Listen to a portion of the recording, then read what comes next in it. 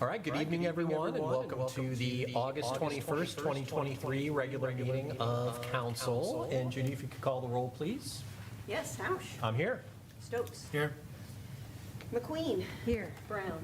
Here. DeBoer Leonard. Here. Also present is Village Manager Josue Salmeron, Finance Director Amy Kemper, Public Works Director Johnny Burns, Solicitor Amy Blankenship, and I think that's everybody.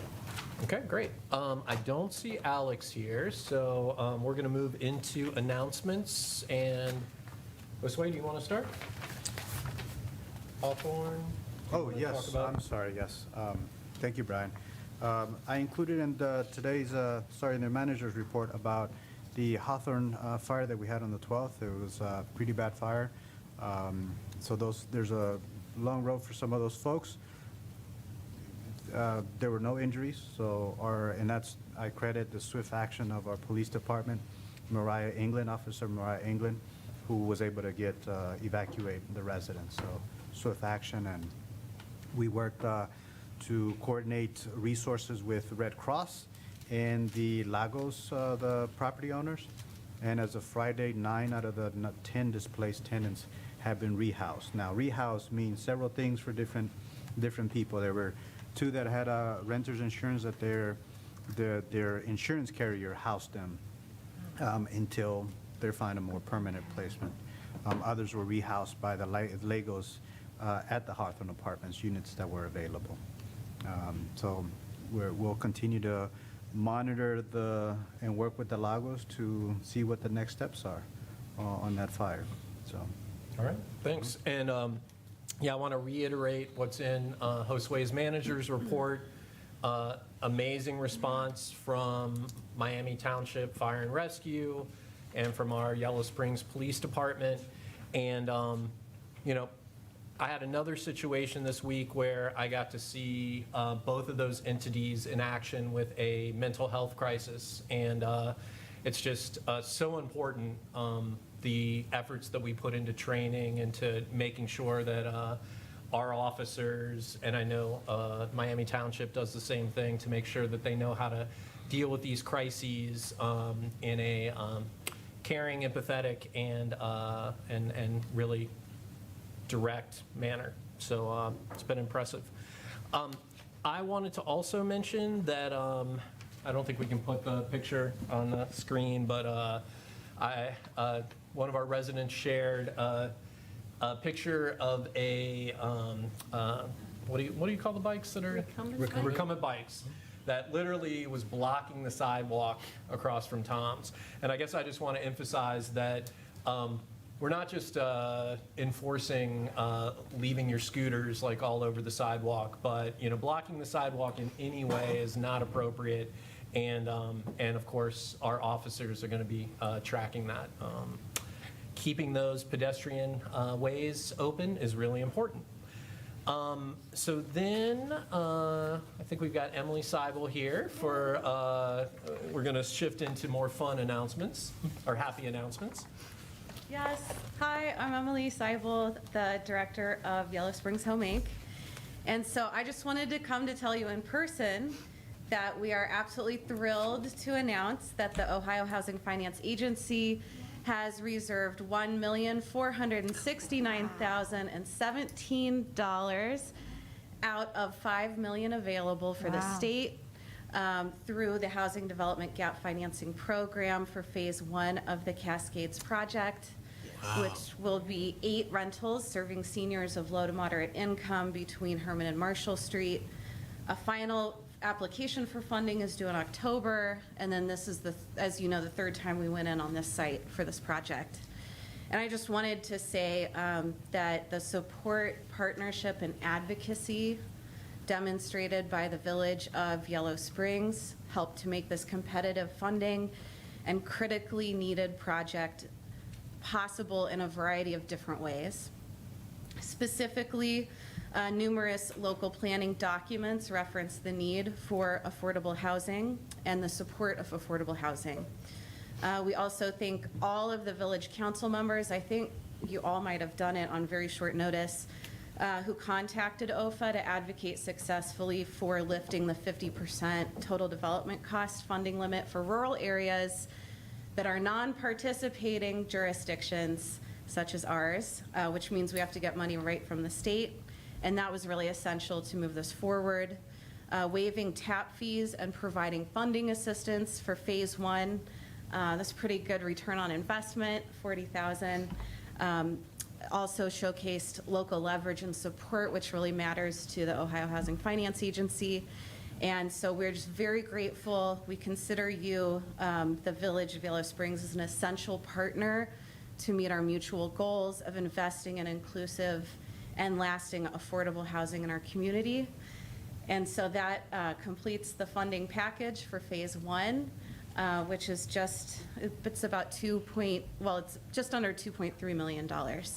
All of the funding has now been committed, and we're grateful, of course, to all the other funding partners as well. And so we anticipate that construction will start in 2024, next year.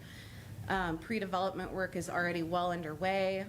And if anyone would like to get on the interest list for the apartments, please direct them to our website, and even more, which is yshome.org, even more specifically, yshome.org/rental-interest.html. And essentially, I mean, right now we have, I think the last we checked, it was a little over 300 households on our interest list for rentals and homeownership, 275 households for rentals. But about a month from lease up, we'll make applications publicly available, let everybody in the interest list know, and then to keep things really fair, we'll do a random numbered generator lottery, so everybody has the same shot at getting an apartment. So please send folks our way if you think that they would be interested in living there. But it's a huge accomplishment, and really, like, your support made such a big difference. I really think that's what got this over the finish line, so thank you. Thank you. Thanks, Emily. Yeah, great. And Emily, since we don't have a dedicated Facebook person now, could you kind of provide something we could put on our Facebook page and send it to Judy just to make it easy to post? Yes. Okay, thank you. And we're going to be talking more about where we're at with housing during the manager's report. We had a really good housing committee meeting, I think last week, and we'll be talking more about that later. So then, Marianne, I think you have an announcement. Yes, this is another fun event. Yes. So as most of the people know, Josue will be leaving us and heading east. And so we want to have an acknowledgement for Josue as well as an end of the season pool party. So on Thursday, August 31st, from 4 to 7, we're having a say goodbye to Josue, come to the pool. There will be hot dogs, lemonade, or something to drink, and cake. And for those who want to go swimming, they can go swimming. Sweet. And that's from 4 to 7. Yeah, and so if you haven't been to the pool in a while, I was just there yesterday, come check it out. It's a great place to be. Awesome. Okay. Cool. Any other announcements? Oh, I do have an announcement, which is that we're unable to put participants who are on Zoom up on the screen, so if anyone's looking for things to appear on screen, we have lost that capacity for this evening, so. Okay. All right. So consent agenda. We've got 3 items. So first of all, we've got the minutes from our last regular meeting, July 17th, 2023. Can I get a motion? So moved. Second. All those in favor signify by saying aye. Aye. Any opposed? Okay, next are our minutes from our July 28th special meeting. Can I get a motion? I move. Second. All right. All those in favor signify by saying aye. Aye. Any opposed? Okay. And our minutes from our other special session of August 7th, 2023. Can I get a motion? I move. Second. All those in favor signify by saying aye. Aye. Any opposed? Okay. Review of the agenda. So I have 2 things. One is I'd like to move whatever the resolution about green space was to a new business discussion item to kind of talk about, since Amy Kemper's here all meeting pretty much, I figured adding something at the top of new business would be okay. So hope everyone's okay with that. And then secondly, I thought, given all the discussion and activity and letters around pedestrian and bicyclist safety, that we should probably make that a new business discussion item. So if everyone's okay with that, because I have some things I want to talk about. I know Carmen had a good meeting and some other things. So everyone okay with those? Okay, good. Gavin? Are we going to keep our plan of holding that to about 3 minutes, or are you adding time on that one? I think the traffic safety discussion I don't want it to go too long, but I think it will probably take a little bit of time. Can we put a number on it? Okay, let's shoot for 15 minutes. Yeah. Okay. Okay? Because I think I've got some, anyway. Gavin? I had one that I think would be under the 3-minute limit, which is just wondering if we could do a check-in about the village manager council regular check-in process. I know we mentioned it when we did the interim, but Yep. It'd just take a minute. Just where are we at in the process? Sounds good. Cool. Cool. All right, anything else? Is that new business or somewhere else? Let's put it at the end of new business, because we've never really had it officially on the agenda. So just kind of my guiding light. Okay, Kevin, petitions and communications. Alrighty. Well, thank you, Brian. I will, first of all, just say that some of you probably have sent some items in to the clerk, but they didn't come in time to make it to the agenda, but they will be in next meeting's packet. But what the clerk has received in the appropriate amount of time to make it to the packet is a letter from the Neighborhood Action Group regarding traffic concerns, a letter from Jerry Papania regarding traffic concerns, Kent Bristol with a letter suggesting that Burns as interim VM is a good choice. Greene County Public Health has 3 notices. One to remind us to drive sober, one is an invitation to a workshop, and another advising of National Immunization Month. A letter from Matt Raska regarding an article from Bloomberg. There are 2 mayors, clerk monthly reports. Letter from Marianne MacQueen regarding a housing coalition information, and a letter from Carmen Brown regarding a safety meeting with Commissioner Rick Perales. And that is what we have in petitions and communications. All right. Thank you. Yep, thank you. Okay, so we're going to move into legislation, and I guess first of all, we just have the one emergency read, so I'll ask for a motion to not read it in full. So moved. Second. Okay, all those in favor signify by saying aye. Aye. Aye. Okay, Judy, so let's read ordinance 2023-34 by title only.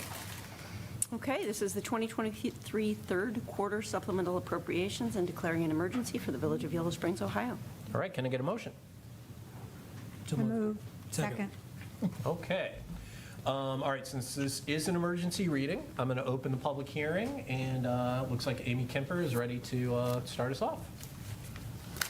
Okay, we are on supplemental number 4 for 2023 for a total of $202,149.91.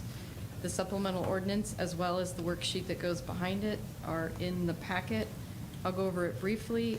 We have a supplemental for special events for the youth program for the money they collected during street fair so that they can use it to do a field trip later this year, which is funded. We also have a $43,500 supplemental to inspect the painting and work that's been done on Water Tower number 1, which is going to be done in 2023. Actually, I think we're almost done and ready to inspect. And secondarily to that, we are transferring from the general fund in order to do that water tower inspection. We have an additional $1,500 because we have refunds and reimbursements that went over budget so far, or are close to budget in the administrative account of the general fund. We have $5,745. This is a little bit of a long story, but I'll make it as quick as possible. Lawson Place, when we purchased it, we got security deposits for the tenants that were there. It wasn't recorded appropriately. It was recorded as reduction of cost. So I have to move those funds and put them somewhere because they're not our money. It's the people that paid their security deposit. Long story short, it was $5,745. I put it into its own fund. I added funds to it for the people that have moved in since we bought Lawson Place, and taken away some from people that have moved out, that we actually kept the last two that moved out because they have rent and issues due. So those next three, land and building, security deposit charge, and transfer, are just to set up that fund, move those monies around, and now we have a running total. So when people move in and move out, we'll take money in and out of that fund as required by the auditors. The next one is, we just never budgeted a transfer for 2023 for the $1,500 for the widows fund. I just need to put that budget in there. It's a separate transfer than all the others for some reason, so that'll fix that. Utility roundup, we need another $5,000 just in case. I don't want to run out before we do a supplemental in December. We're going through a lot of money this year, which is, I think the plan was having 2 rounds. People can apply for 2 rounds, and we're coming into the heating season, so we generally see more. So that's just me being cautious. I don't think we're going to use all 5,000, but I don't want to run out. So. We also have $3,825 that are opioid funds that we have received from the state in 22 and 23, had to be put in their own fund as well. And now we're going to add a budget to that so that Paige can use some of that for drug awareness and education, as stated by the state of Ohio.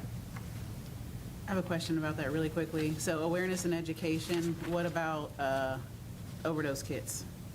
Is it part of it? Yeah, it can be. Okay. Yeah, supplies, anything like that. She has the MOU that really details everything out. It's just never been budgeted yet. Gotcha. Because we Thanks. got 2 checks this year and 1 last year, and Okay. it was kind of in the wrong fund, so Okay. we moved it out. We are anticipating some money from the Community Foundation for Swim for All in the next week or so we wanted to get that supplemental out there so that we could use that to help with low-income admissions to the pool for both 23 and 24. So we're going to open a PO, leave it open, so we'll have that for both years. This is a fun one. So when we did a supplemental in April 3rd of 23, we did $649,400 for the water tower painting, and it was supposed to be $94,400. So we're $45,000 short in our supplemental. We're fixing that, and we're transferring that from the general fund. So there's some cleanup there, there's some grants in there, and I think that's everything that makes any questions. Yes, Amy, well, thank you very much. I appreciate your caution on the utility roundup fund. I think that's a real good move. With respect to the Lawson Place fund, not the money itself or the purpose, but creating another fund. I didn't create a fund. We Okay. had a security deposit fund for the utilities that was still there, Okay. but unused. So we just called it, it didn't have any money in it. Okay. So we just moved it over, and now it sits there. It's the same purpose, it's the same intent, and it's the same type of fund. Okay, and just for clarity, the reason I asked, because the state auditor had asked us to minimize or eliminate a number of funds for where there was not a lot of activity, and since we were just removing some funds, and I've heard I know. creating one, so I just And want to make sure. and they made us add 2 more. The opioid fund is new as well, but that's a state requirement. Yeah, You have to keep gotcha. that fund separate. Okay. That's why we want to keep the rest of them down to a minimum. Yeah, okay. Okay. I'm just going to go on to the resolution, which is attached to it, right next to it. I'm skipping down to 2023-63, so we can just talk about it. Our state auditors have requested that every time we transfer from the general fund, that we have a separate resolution so that it's abundantly clear to council that it's not buried in the supplemental. And these are the 3 transfers that are happening. It's the $5,500 to inspect the tower after painting, it's the $45,000 to paint the tower, and it's the $1,500 for the Widows Fund in this one. So that's just a separate resolution that we will keep track of for the state auditors. Great. Any other questions or comments from council? Questions or comments from citizens? All right, then I'm going to close the public hearing, and Judy, if you could call the roll, please. Yes. Stokes. Yes. MacQueen. Yes. Brown. Yes. DeBoer Leonard. Yes. Hausch. Yes. Thank you. Okay. Next up is Resolution 2023-59, which we can read in by title only. All right. This is approving an employment agreement with Johnny R. Burns for continuing service as Public Works Director. Can I get a motion? So moved. Second. All right. Amy? Blankenship?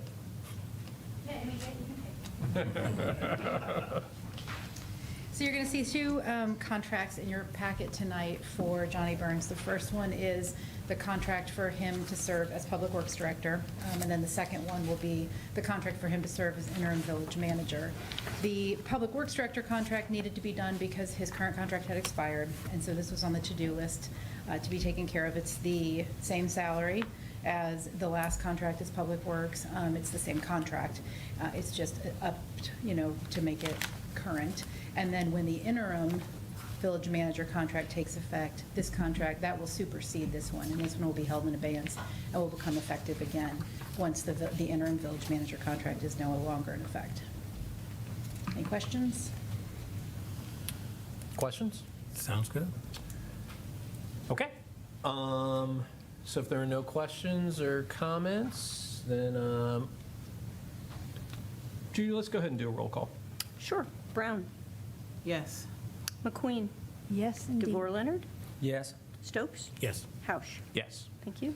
Okay. Welcome, Johnny. Yes. Well, welcome back on that one. Okay, so then we've got Resolution 2023-60. We can also read in by title only.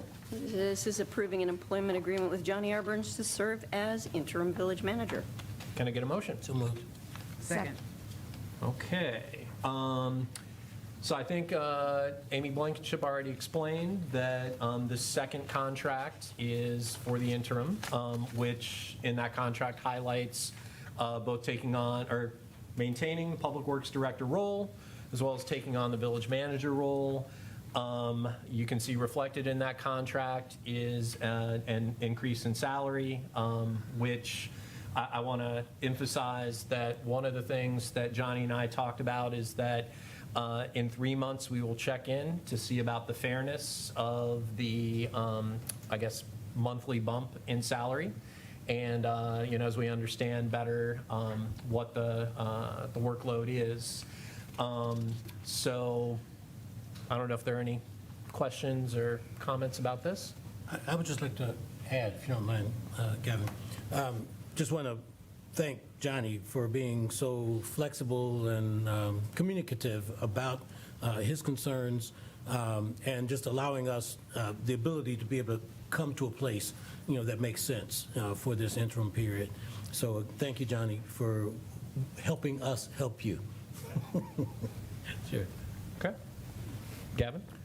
I was just wondering, I think we had talked about the idea of it being like a year long, with the acknowledgement that like it would be 6 months before we would, begin at some point between now and at some point in the future, before 6 months, when you decide if we're going to do a search process, which would take up to 6 months. So I was thinking it was going to be a year, and I assume you talked about this in negotiation or whatever, but if you wouldn't mind just letting us know. Amy, do you want to explain that? Or address that? Sure. So it was my understanding that we were going to do it at a 6-month term and then extend it if need be at that time, which is in Section 2 for term, it says that Johnny and council can extend it, mutually agreeable to extend the term and it could be extended at that point for another 6 months. So this first one is only for 6 months, giving council time. Well, like you said, there'll be a 3-month check-in, and then at the end of the 6 months to decide whether you're going to do another interim. Maybe by then have some decisions made about the search or how that's going to work at that point. Okay. Just so I'm making sure I understand what my colleagues were thinking, that idea of it very likely being a year That's what Yep. folks were expecting, right? Yep. Okay, so I guess just as long as everybody understands, and then we're going to renew, that's fine. But I just want to make sure there wasn't like a change up. Cool, thank you. Thank you. Yeah, I mean, I think that, Amy did contemplate that and thought this was a good way to go. Any other questions or comments? John? Okay, good. Well, go back to our last meeting. We talked about all the great reasons why Johnny is an awesome pick for appointing as our interim. And the letter from Ken Bristol, I thought was really great as well. Probably one of our longest running village managers who recognizes the value of having somebody that knows the village so well be involved. So thanks, Johnny. And again, we're committed to that 3-month check-in and really understanding what you're taking on. So, okay.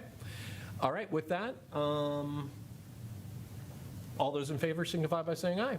Aye. Any opposed? Okay. Next up, we've got Resolution 2023-61. And Judy, we can do that by title only. 61, hold on. Annexure. Oh.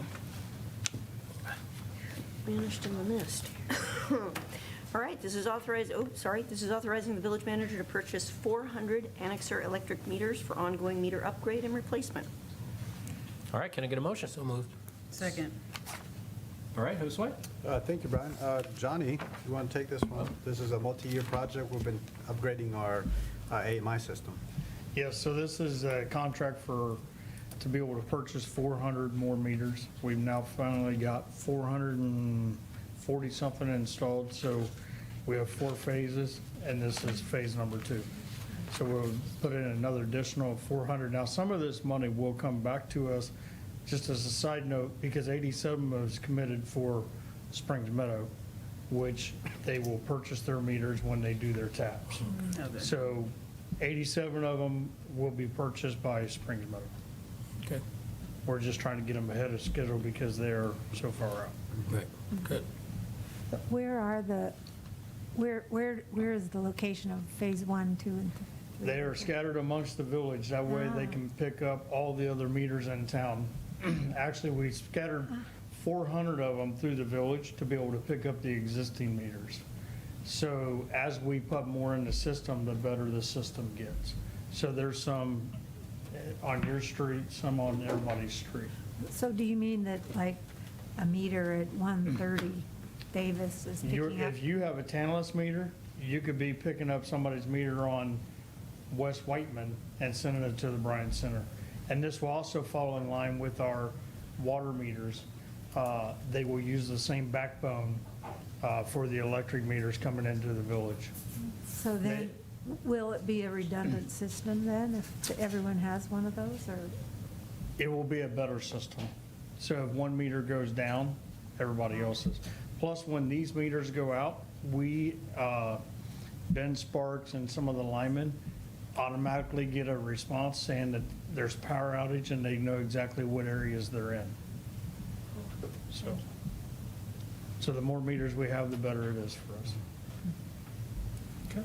Any other questions? I'll have one note. Yeah. The units that collect the data from the meters are running through our municipal broadband fiber. So these meters are connected back to the village directly, so data doesn't leave our system. Good. Great. Okay. Anything else? Okay. Right. All those in favor signify by saying aye. Aye. Any opposed? Okay. Resolution 2023-62, we can do by title only. This is authorizing payment of invoices with then and now certificate for the third quarter of 2023. Can I get a motion? So moved. Second. All right. Amy Kemper, are you back up for this?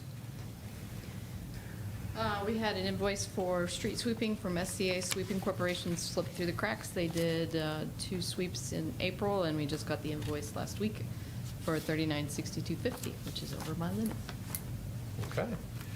And one quick question. So do we have our own sweep? We do now. We do sweeper now. Okay, so that's not an issue anymore. Okay. All right. Any other questions or comments? Okay. All those in favor signify by saying aye. Aye. Any opposed? Okay. And our last resolution, 2023-63, we can do by title only. This is acknowledging transfer of funds in the third quarter of 2023. Can I get a motion? So moved. Second. Okay. This is an auditor's request. Typically, we do transfers as part of our budgeting process and our supplemental process. The auditors have requested that we outline every transfer, where it's coming from, where it's going to. So this is what you're going to see moving forward with any transfers in our budget. And this is what, Amy, you referred to earlier? Okay. Earlier. Yep. Okay. Questions? All right. All those in favor signify by saying aye. Aye. Any opposed? Okay. So we're now at the point in the agenda where we would love to hear any citizen concerns. We ask that you speak for no more than 3 minutes. Judy will be keeping time. Since it looks like we might have quite a few citizen concerns, yeah, we're just going to kind of emphasize, please, respect that time. And with that, who would like to speak? Dorothy, come on up. And yeah, state your name and affiliation to the village, and that'd be great. Hi, my name is Dorothy Bouquet. I'm a member of the Active Transportation Group. And on that group, I'm a representative of a school. I'm also a parent that bike with her kids a lot around town. And I wanted to give my gratitude to the village for all the work that has been done this summer, and especially in anticipation of a return to school. Here are some things that I've noticed. I've noticed the immediate attention to clearing the shrubs that were at the intersection of the Little Miami Scenic Trail and Polecat. I'm a neighbor to that area, and it's something that I've tremendously increased safety for my traveling with my kids. I know that this comes too late, but I appreciate how quickly this was done and on the dime of the village. I've noticed also all of the new painted stripes at the crosswalk on Fairfield Pike and Fairacres. I know that it was missing from the Safe Route to School project that was done to connect that neighborhood to the school. We were missing stripes to have a crosswalk, and it's been done before school resumed. I appreciated that. And also all the refreshing of median lines and shoulder lines and crosswalks on the Safe Route to School. This was done for school to start again, and this has improved safety for our students who travel to school and from school. And also I've noticed that you're rebuilding the corner and the curbs and the curb ramps at the intersection of Limestone, Walnut, and Xenia. And again, this is so essential to the safety of our students and our staff and our families that are using those routes. So I'm really thankful for the village to have invested in that. So now, in terms of what the Active Transportation Group is doing, we're doing a lot of things, but the part that I'm most familiar with is the update of the school travel plan right now that is in the hands of a school. Dr. Holden was a guest to a meeting that we had in July, or maybe August, I kind of lost track. And we talked about how we can do an interim travel plan update so that we keep up with the school travel plan, which is so essential to the village securing funds into redoing sidewalks and getting funding for infrastructures in town. So we're working on that, and the schools have been feeling the interest of the community and of this group, the Active Transportation Group, and they are working on having a weekly bike to school project that will run until sometime in the fall. We're still working on which routes and on the schedule, but there is an impetus being put behind it. So work is coming along so that our kids get to practice safe riding and safe bike riding more often during the school year. Thank you very much. Thank you. Thanks, Dorothy. Thank you. Yeah, I was going to say, anyone that's in this sort of active transportation vein, let's keep that thread going. Chris? Thank you, Dorothy. Chris Bongiorno, I live at 107 Marshall Street, and just to piggyback on Dorothy's comments, I wanted to convey, I'm actually the co-chair of the Active Transportation Advisory Committee. Barbara Mann is the other co-chair. She couldn't be here this evening. But just to kind of share some of the accolades for the work that the village has put in, I think we all saw that the installation of sidewalks on Limestone Street that was completed right around this time last year has been a great success, a lot of use of that sidewalk already, especially by students. That was a top priority of our 2018 school travel plan. So that's an example of the travel plan that Dorothy mentioned, updating the most recent one, planning in action. We were able to go out and receive federal funding to do that project. I also wanted to just share praise for the village in reaching out and securing external funding with no local match for the upcoming Dayton Street multimodal project. So that will implement many of the priorities of the 2018 Active Transportation Plan. So again, another plan that we worked on as a community was used to go out and find external funds that will be put into play and make travel conditions in the village a lot safer for all users of our roadways, sidewalks, and pathways. I wanted to reference, too, that the Active Transportation Advisory Committee continues to work with the village and local residents and other folks who are going to speak here in a moment, I'm sure, volunteers to address other sidewalk accessibility and safety issues. We appreciate your participation, council members and staff, on the Active Transportation Advisory Committee. We're going to continue to work together as a group to come up with those kind of low-cost, near-term interventions that we can do to address citizen concerns. I know there's a lot of them in the packet today, and we're definitely paying attention.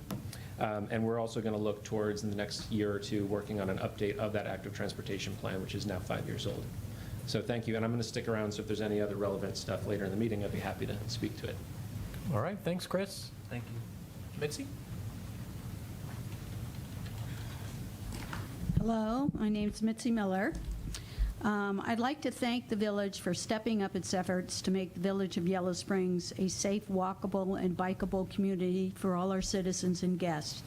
It's important to share these efforts and accomplishments. For example, grinding down our sidewalks, sidewalk repair and replacement, reactivating the Active Transportation Group, adding additional ADA curve cuts, newspaper ads and inserts, the use of the Yellow Springs website for educational purposes, the development of educational programs for residents, the newly painted crosswalks and street painting, grant writing and funding for safe routes to school.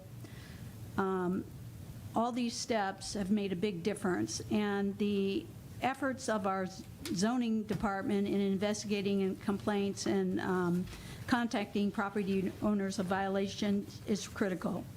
The usage of door hangers to inform property owners of safety concerns on our sidewalks has been used.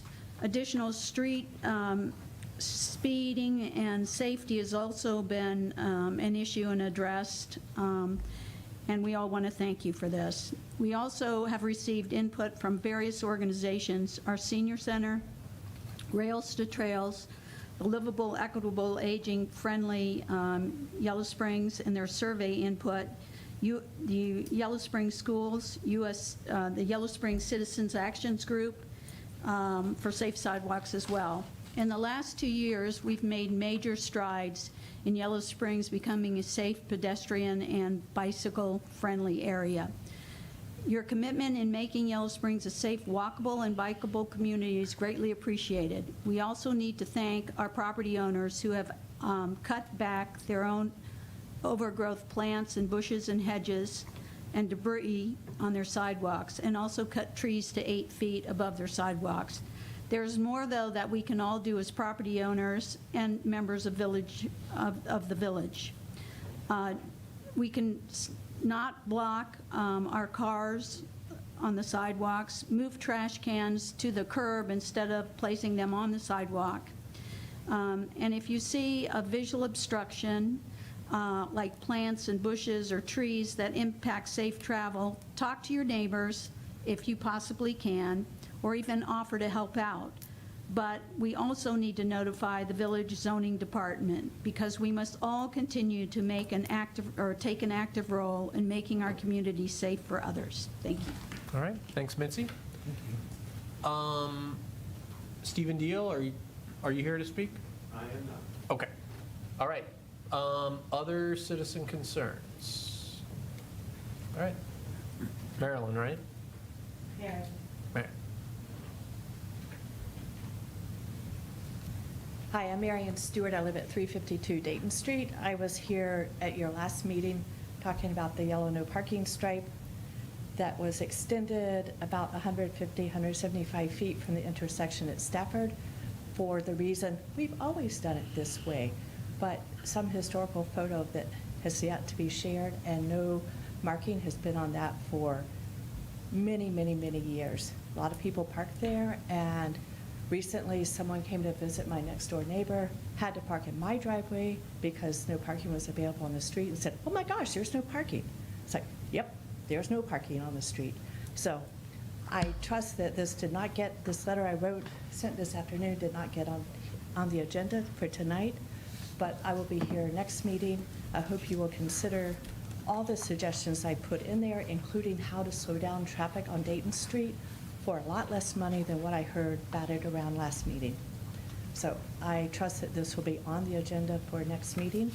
And if anyone on this traffic concern committee would like to look at that as well, I will also work with neighbors, as one member suggested, and get a petition to support this for next meeting. Thank you. All right, thanks. Yeah, and I did appreciate the suggestions. So what I want is, in writing, what the rationale is for blocking that off. I mean, I'm not sure if it's true that somebody said that we're doing it just because we've always done it that way, but I guess I want the rationale in writing in the packet. I don't know that it will be an agenda item, but I want that addressed.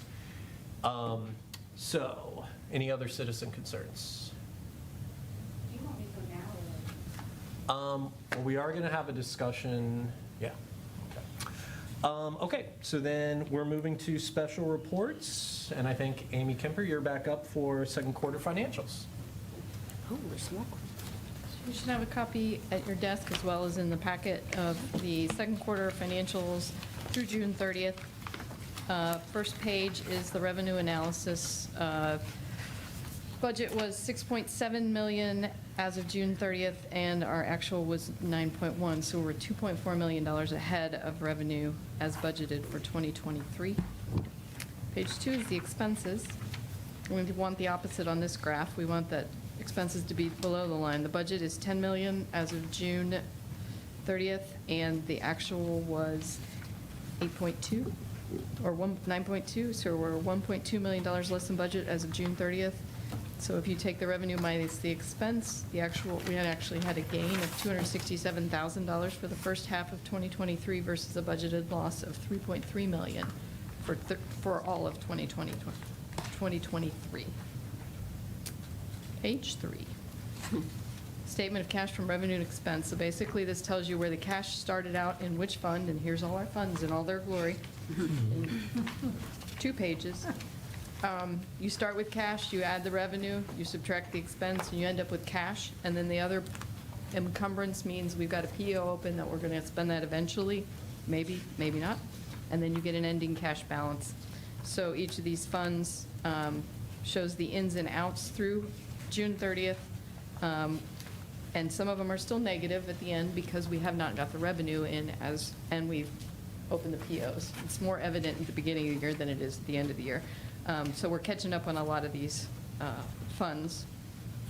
The beginning cash balance was 10.9,998, and it increased to 11,265 million at 6/30. We have encumbrances open for 5 million, which means we have a PO open to expend that money. And so if we take that 11 million minus the 5, you get down to a expected cash balance of 6.2 million at the end of the year, which is a reduction of 4.7 over 2022. Next page is the revenue analysis. So it just takes it apart a little bit, shows what the budget is for each fund and the actual revenue and how much we've actually collected as of June 30th. So obviously at June 30th, we want to be at 50% or greater, and our average overall is at 68% for each of the funds. I'm going to keep going until someone stops me. Expense analysis by fund. So it's the same thing. It tells you what the budget is in the first column, how much we've actually spent year to date, how much we have encumbered, meaning which we have a PO open, we haven't spent that money yet, and where we end up at the end, the last column. So our percent expended obviously should be about 50% on June 30th, and overall, we're at 44%. So that shows you where our revenue is higher than our expenses right now. Our next page is the bank page. So it just tells us where the money is. We have $400 in petty cash we use for utilities downstairs. Star Ohio's an investment account. We have $6.1 million in there right now. We've made $149,000 in revenue, interest income so far this year from Star Ohio. We also have Raymond James, $1.7 million. Mayor's Court has a little fund of $1,137. And then the general fund has $3.3 million with the payroll fund, which is an impressed fund against the general fund, having a negative balance just because of the date that it clears. It clears back and forth to the general fund every day. So we have, like I said earlier, we have an increase in cash of $267,000 for the first half of 2023 and $244,000 in interest income just in the first half of 2023. Interest rates have been good to the village this year. The statement of cash from revenue and expenses, the next page, that's just this is utility roundup. This tells us we started out with $15,000 in donations at the beginning of the year. We've gotten $3,913 more in revenue and donations so far as of June 30th, and we expended $9,367. I'm going from millions to thousands. So we have a balanced fund at the end of $9,500. That's why I added more money, because we're spending more than we budgeted to spend. We have 444 customers that participate by donating, which is 20% of our utility customers, and we've had 28 applications so far in the first half of 2023. Okay. Council commissions, this tells us what council budget is $45,500 for 2023, and it kind of summarized at the bottom because it gets lost in the details somewhere, that we've committed $15,000 to summer street fair, which has been moved. We've committed $5,000 to Pride, $1,200 to Juneteenth, another $15,000 to street fair in the fall. Environmental commissions is actually $7,772, and the PAC has $1,040 committed to it. And in July, this is all as of June 30th, and as a side note, Art on the Lawn was approved for $5,300 grant in July, so we moved money over to support that. Do we have any questions on? So Amy, can you just give us a perspective on, right now, revenues versus expenditures looks great. What do we expect, in the second half of the year? We've got some big bills coming in, the water towers, for one. I also feel like Finance Committee sees this on a monthly basis. We do a cash flow projection, which is a little more specific to when we know money's coming in and going out. We think it's going to be, by the end of the year, we think there's going to be probably a $2 million decrease in our cash balances as opposed to the 3.3 that was budgeted, and that's mostly a timing thing. There's still some things in flux with J&T, right? We don't know when that project's going to happen. I'm assuming it's not 2023, but we still have a $1.2 million purchase order out there because we have not canceled that, hoping we'll get another vendor and we can just switch that purchase over to the new vendor. Marianne looks like she has a question. No, I'm cold. Oh. I was just wondering if it's possible to turn down. Sure. Here's AC. Or turn up? Okay. I'll take one for the team, because I was going to say I was hot, but I'm not. I won't say it. Never a perfect temperature. No. Any other questions for Amy? Okay, thank you. All right, so I believe we need to approve the financials, is that right? Thank you. Yes. So I'll entertain a motion to approve the second quarter financials. So moved. Second. Okay, all those in favor signify by saying aye. Aye. Any opposed? Okay.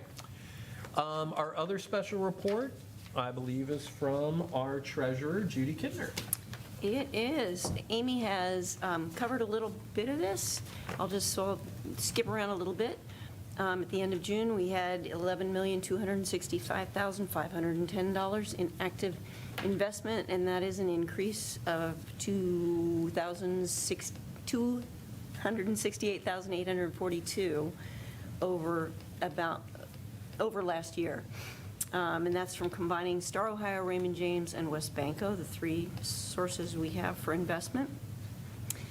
She gave you what the totals were in some of the annual comparison, and we are doing significantly better this year in terms of interest income than we did in 2022, which is not super surprising. There's in your packet cash balance comparisons for 2023, 2, and 1, and you can sort of see those numbers steadily climbing upwards, and then you've got your little pie charts there to give you where the money's invested currently, and that's made its shift as we moved out of COVID and interest rates started to climb. You've got Brad Drager's quarterly report. A little summary is in the packet. If anyone wants that whole chunkin' thing, let me know. I can give you that whole chunkin' thing. So this is the big news. Amy Kemper contacted West Banco to get income tax funds moved over to Star Ohio, and they offered to increase the lock rate from 4.95 to 5.46. That took place on August 12th. So way to go, Amy, and way to go, Connie at West Banco. And then you've got the earnings rate. Raymond James is about 4.13. West Banco, as of the end of June, was at 4.95. Star Ohio, as of June 30th, was 5.41, and last Thursday was at 5.62. So that's still moving along upward. I've got some info on Treasury rates there just to follow along, and that is a summary of basically good news. Yeah, I like how we continue to focus on our investments. So, Marianne, Yeah. go ahead. So the second quarter of 2023, and I don't know about the first quarter, but anyway, the second quarter was invested similarly to 2022, is that correct? Because that seems to be what it says on the pie charts. Am I misreading it? You know what? I think it's the wrong pie chart. That's Amy's fault because she does pie charts. I'm just going to say that right out loud. No blame. I have no ability to do pie charting. I apologize. So we didn't invest in Star Ohio until December of 2022.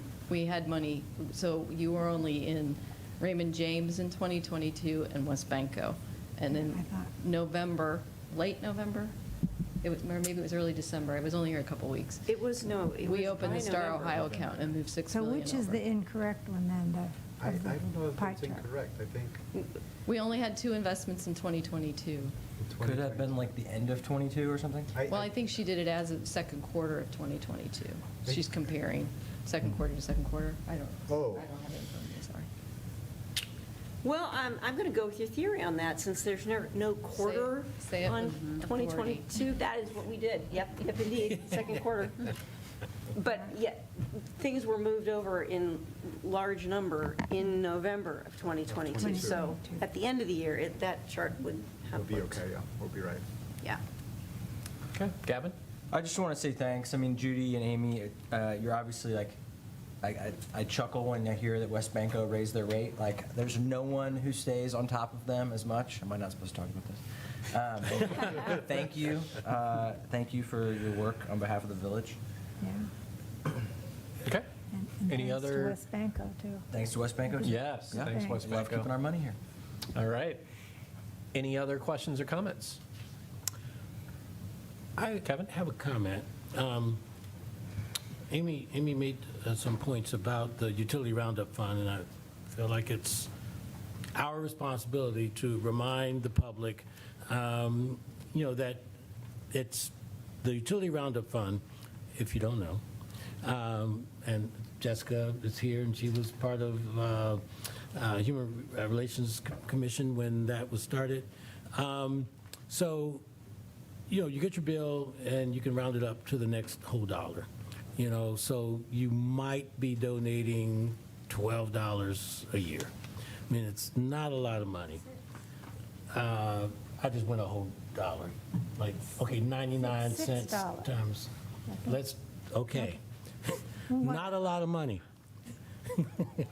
We're majoring in the minors up here. So I would encourage folks, when we started this, there was a lot of conversation about what our goal should be in terms of the percentage of households that we like to see contributing. 20% was not one of the options. I think 50 or higher. I know 50 or higher. I think I might have said 75 or 80. And we did decide to make the program opt-in.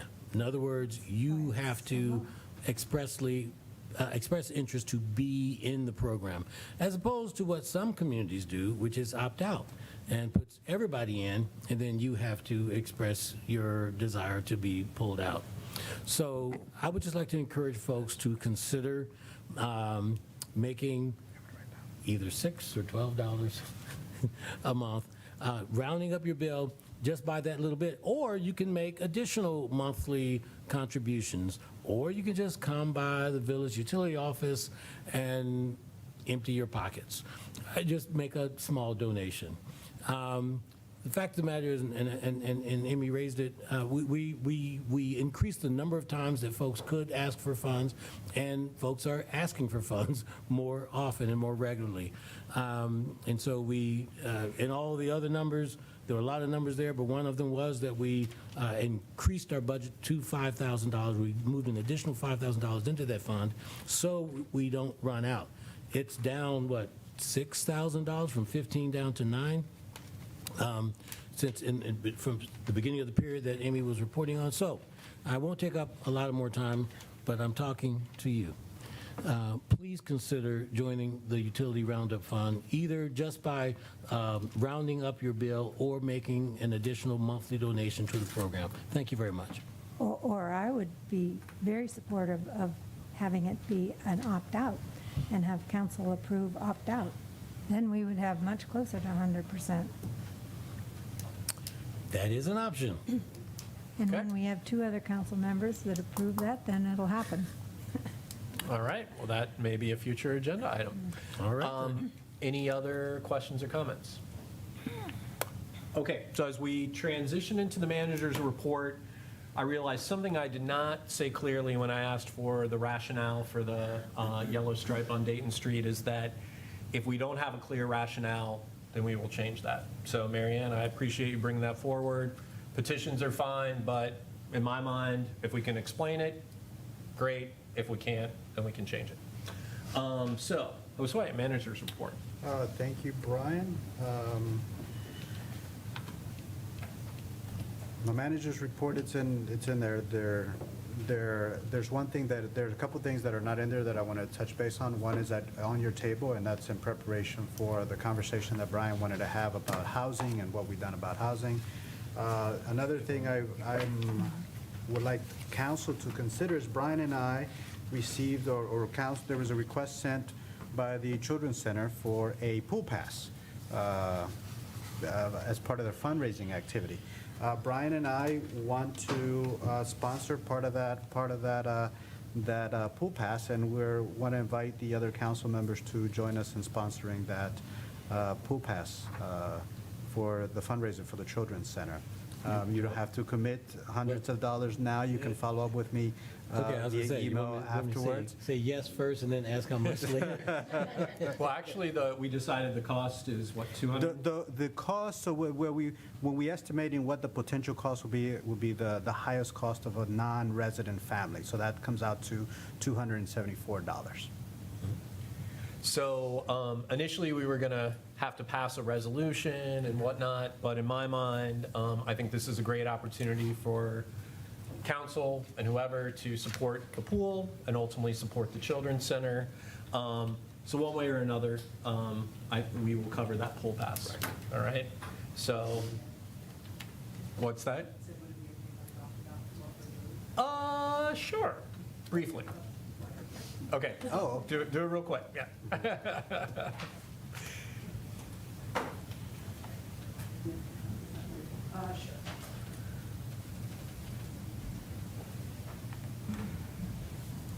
Jessica Thomas, I'm the Vice President of the Board of Directors of the Yellow Springs Community Children's Center. So I thought that this was going to be on the agenda, so we came to express our gratitude for considering a donation. But what we are doing, the Children's Center has been around for nearly 100 years in some way, shape, or form, and we are trying to ensure that we are around for another 100 years.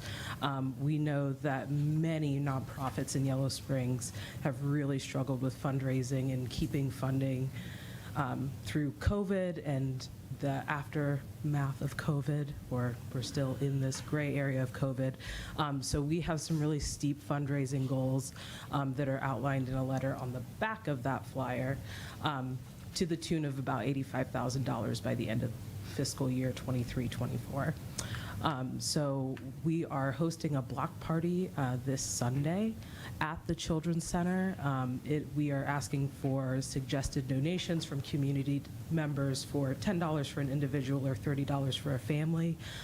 We don't want to turn anybody away, and we have solicited scholarship money from community members and have received donations from all kinds of local and regional businesses, including Dayton Flyers, donated some tickets, Young's, the Little Art, the News, the Wellness Center. So we are asking council to join those local and regional businesses in supporting the Children's Center. What the pool pass will do is offer a family an opportunity to purchase raffle tickets, and our raffle is through donations, so all of the cash goes back to the Children's Center to help with day-to-day operations and to build up our endowment. So that was my short, quick speech. All right. Thanks, Jessica. Thank you, Yep. And we definitely want to keep the Children's Center going strong. All right. Okay. So, yes, let me know offline. Well, yes. Okay, thank you. So, but Jessica, we will sponsor the pool passes for the event, so you'll have that at the end of the week. In my remarks about the Hawthorne Apartments, I forgot to thank all the partners that were involved in ensuring that this event went without injury. Primarily our firefighters, who were the bravest among them. That's Miami Township. We had great collaboration from Xenia Fire Department, Xenia Township, Cedarville Township, Houston, Mad River, Wright-Patterson Air Force Base showed up, Springfield Township, and Greene County Sheriff's Department. So great teamwork. Also want to thank Public Works, Johnny and the team for being on site, taking care of a lot of things that need to be taken care of, water, electricity. I heard some comment about water pressure not being as high as Wright-Pat wanted it, but we gave it. Johnny and the team provided the water that they needed to fight the fire. So a lot of work went into that. And speaking of utilities, did you have a proposal related to this? For the utilities for this. Hawthorne? We are working offline. So one of the things that what Brian is referencing is we were looking to provide relief to the 10 families that were displaced by the fire. So we're working on providing relief from the utilities. We've identified a process internally to work through, and we hope to be able to provide that relief on those utility bills. Should we have any issues with providing that relief, we'll bring that to council. But the effort is to provide that relief immediately to those tenants. Many of the tenants had already paid the bills that were due on 8/15. The fire happened on 8/12. Many folks had auto pay or already had mailed their payments, so they cleared on the 15th. We'll work with those folks to provide some relief. So is that what you were thinking? Yep. Yep, okay. So we got that.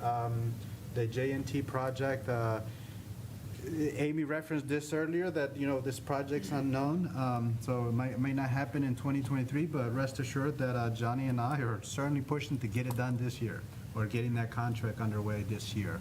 As a reminder, this is the $1.2 million water project and the King Street water project extension. So it is substantial amount of money, but it is key projects to our infrastructure. And I'll take any questions you may have on my manager's report.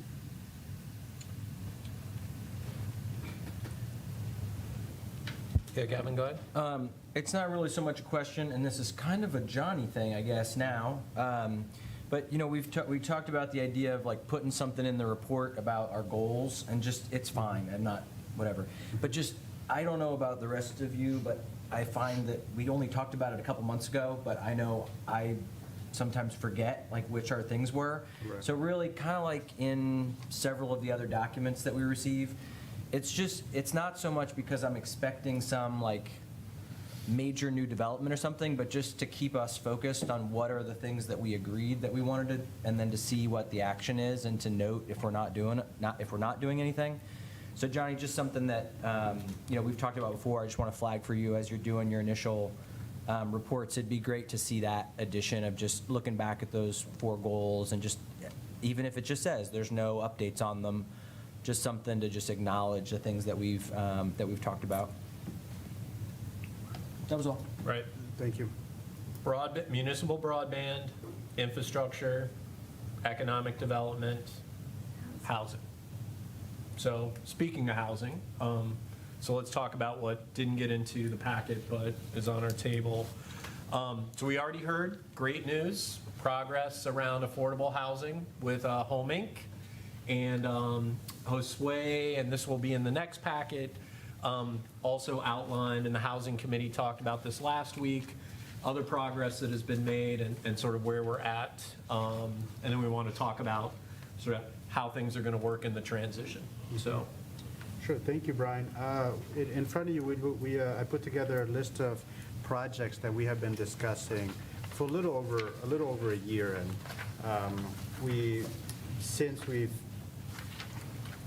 the DDC project has kicked off, and that's sort of on its own trajectory to get done.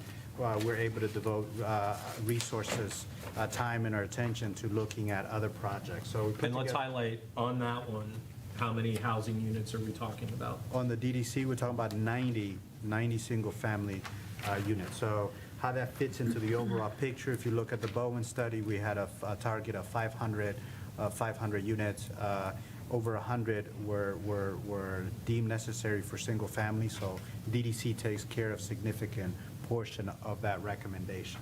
So that's 90 units. The list in front of you, I'll explain the table to you. The first column is the priority, and the priority has come about looking at feasibility of development, size, scope, access to utilities, what are challenges around that property. So one is means easiest to get off the ground for a multitude of reasons, and the higher number means lowest priority just because it requires more work or has particular challenges that we need to wait on.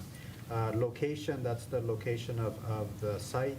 The ownership in the table you're looking at is explicitly the village, but we also looked at privately owned parcels and had some conversation with some property owners about any intent that they may have, but we've taken them off the list because, well, it's improper to talk about other people's private property without their explicit consent about doing so.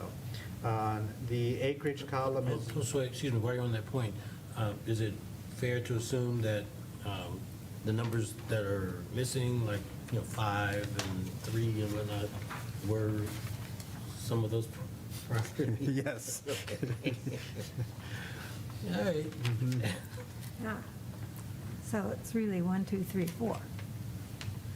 We have 6. Yes, I know, but yeah. since the private properties are private, for our purposes, it's 1, 2, 3, 4. Yes. Except we want to facilitate that other activity as well.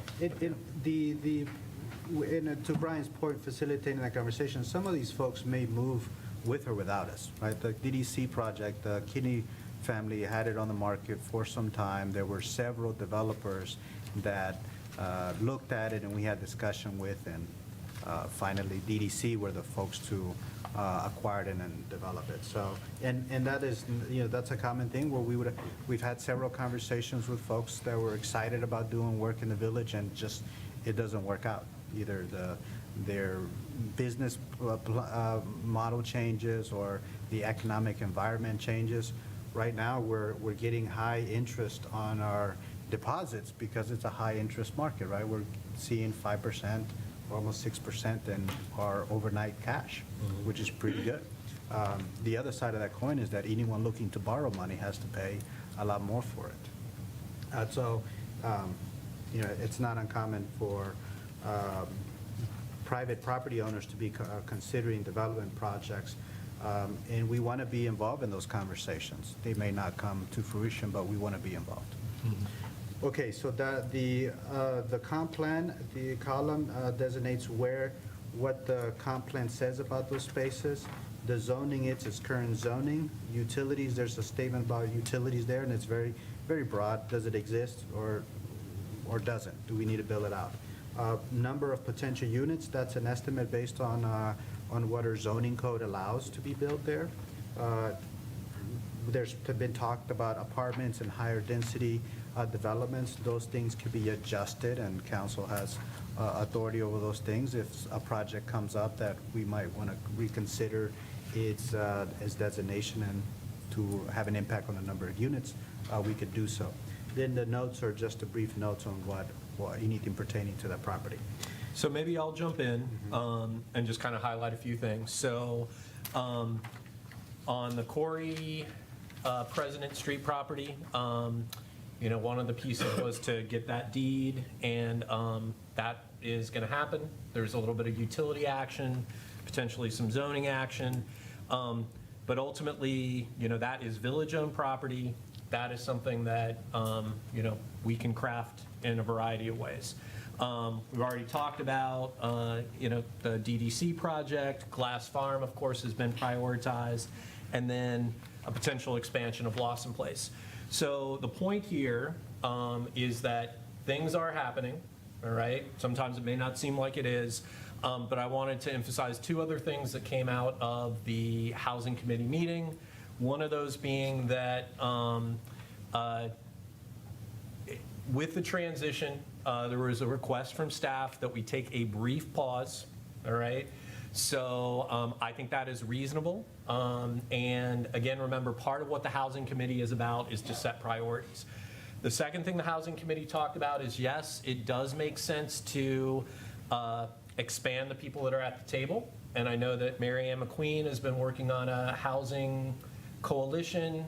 So I think two things to keep in mind is, one, that staff has asked for at least a couple months in this transition to not push on all these things, and recognizing their time during that. And so pressuring them to, be involved in activities in the short term may be difficult. And then secondly, I'm excited. I mean, once I saw this on paper, and again, we'll make sure to share this out. Sorry, it wasn't in the packet. But we are moving forward on the Bowen study. And it doesn't always seem like that. Communications have not been that great the last couple months, but we are moving forward. And so that was what we wanted to highlight there. Gavin, do you want to say anything else? Sure. So I guess I'll start with the part that there is definitely a lot of stuff that happens. There are a lot of things that have happened. There's clearly evidence of a lot of things happening. So just to say, there's lots of things going on. And I think you mentioned it. I think we have some work to do to communicate better, and I think that's acknowledged by everybody at this point. That's a key component. Part of that, I think, is that we have to communicate about what actually happened. So I think especially with our council members, but also with the public. So I just want to reference several things that have been discussed in these meetings that haven't been captured in the last couple memos that are part of the discussion. So the prioritization you see, if you remember the last time we had a conversation at the housing work session about the glass farm being the top priority, I just want to be clear that this isn't like there's not like a decision that was made. This is, and Josue, obviously speak up if you think this is an unfair characterization, but I think it's staff communicating, hey, this is a really big project. There are other projects that could be done more easily, and maybe should be prioritized sooner.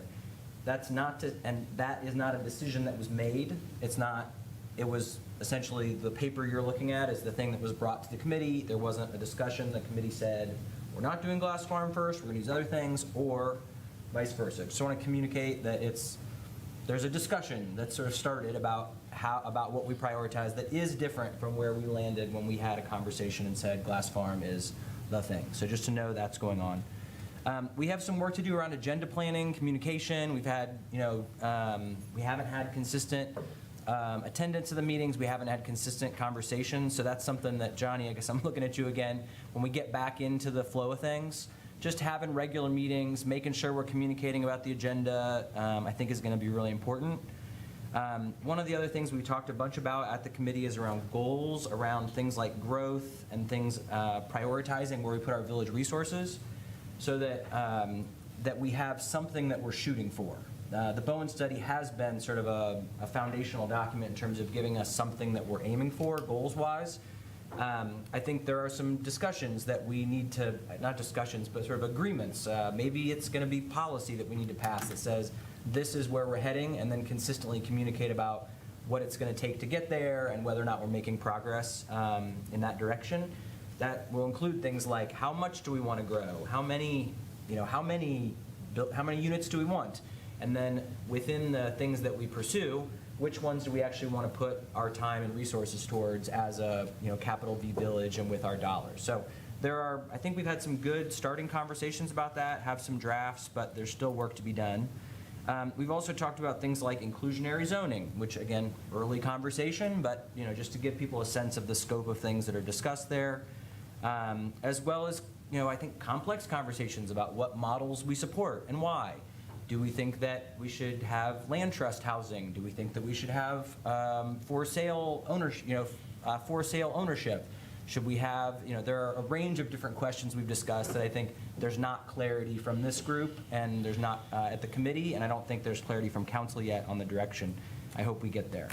And then I'll just say, basically when the pause is something that I think I brought up, and the only reason I say it is just because I don't want anybody on council to think that Johnny came in immediately and was like, I don't prioritize housing. I think we brought it up because we were saying, hey, there's obviously a bunch going on in the transition, and it felt like it was a healthy thing for everybody. So anyway, those are some other components that aren't necessarily covered, just to let my colleagues know what's going on. All right, thanks for that, Gavin. The other thing I want to highlight is there is this potential collaboration with Habitat for Humanity. So there's a lot of cool stuff going on. I guess to that, I'll just say, so that's another one that this is something, and it's an interesting dynamic, right? This is something that staff pursues things, and it's good. They're checking ideas. There's all kinds of things that are possible.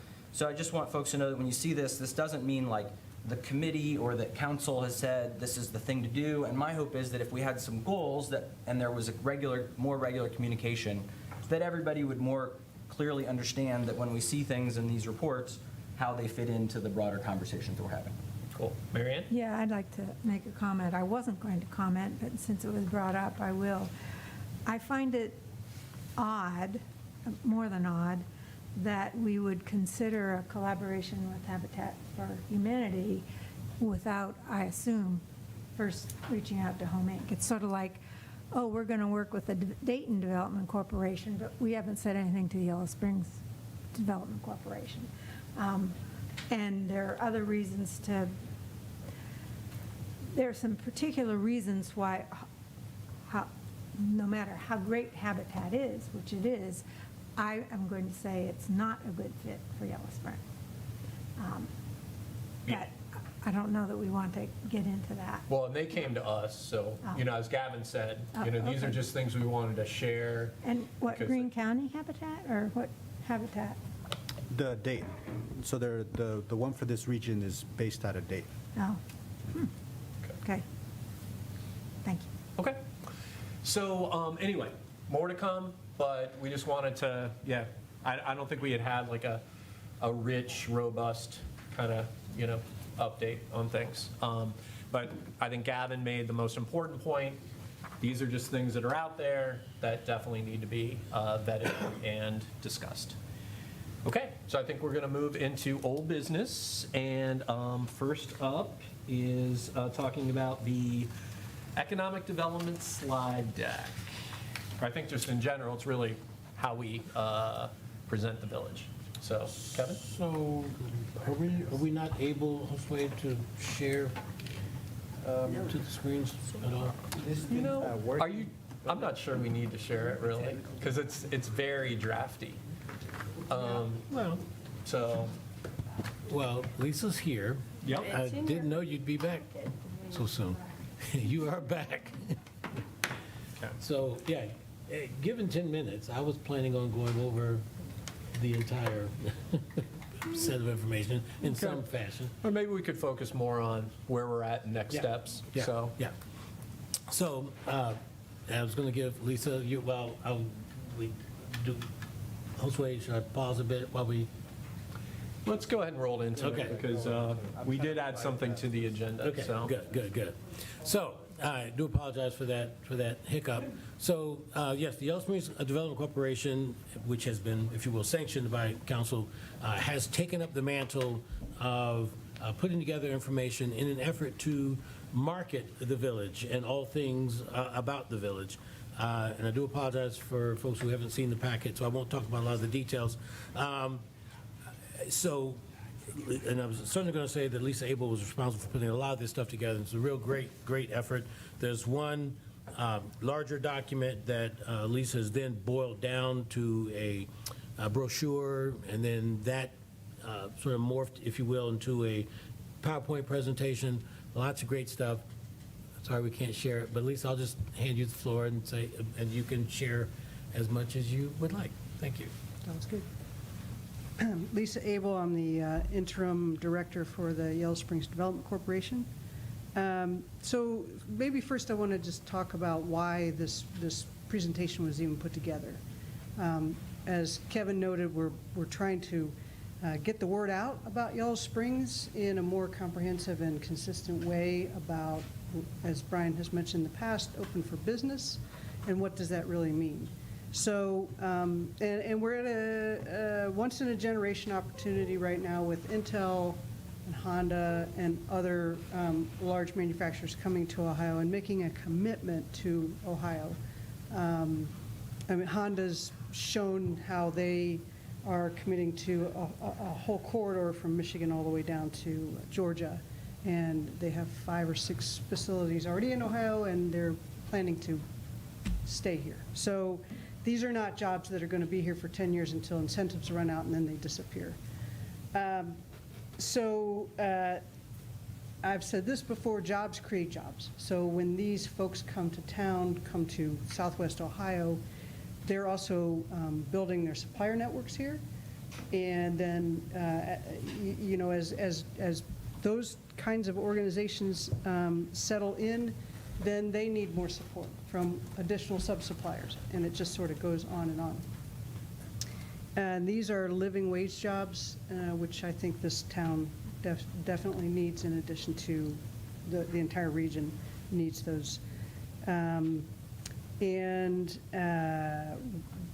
What would work for us is to attract some of those smaller supplier organizations, anywhere from 5 to 20 employees, nothing huge. We don't have a railroad track, we don't have 500,000 square feet that's ready for a painting facility. We don't have that kind of stuff, but we do have some unique things and that's what we're trying to emphasize with this set of slides. It's what we want to identify with any brochures we put out, et cetera. Why are we doing economic development? Why is Development Corporation even around? Well, it's been sort of a message from the community that it's getting tougher to live here. It's getting more unaffordable. And we've lost a lot of living wage jobs in the past 20 years. So to ease affordability, we want to bring some jobs to this particular zip code. That will help with an increase in tax collection and an increase in sharing the cost of utilities. The last thing about the slide deck is that we want something that can be picked up and used by just more than one person. So we want it to be something that's easy to use.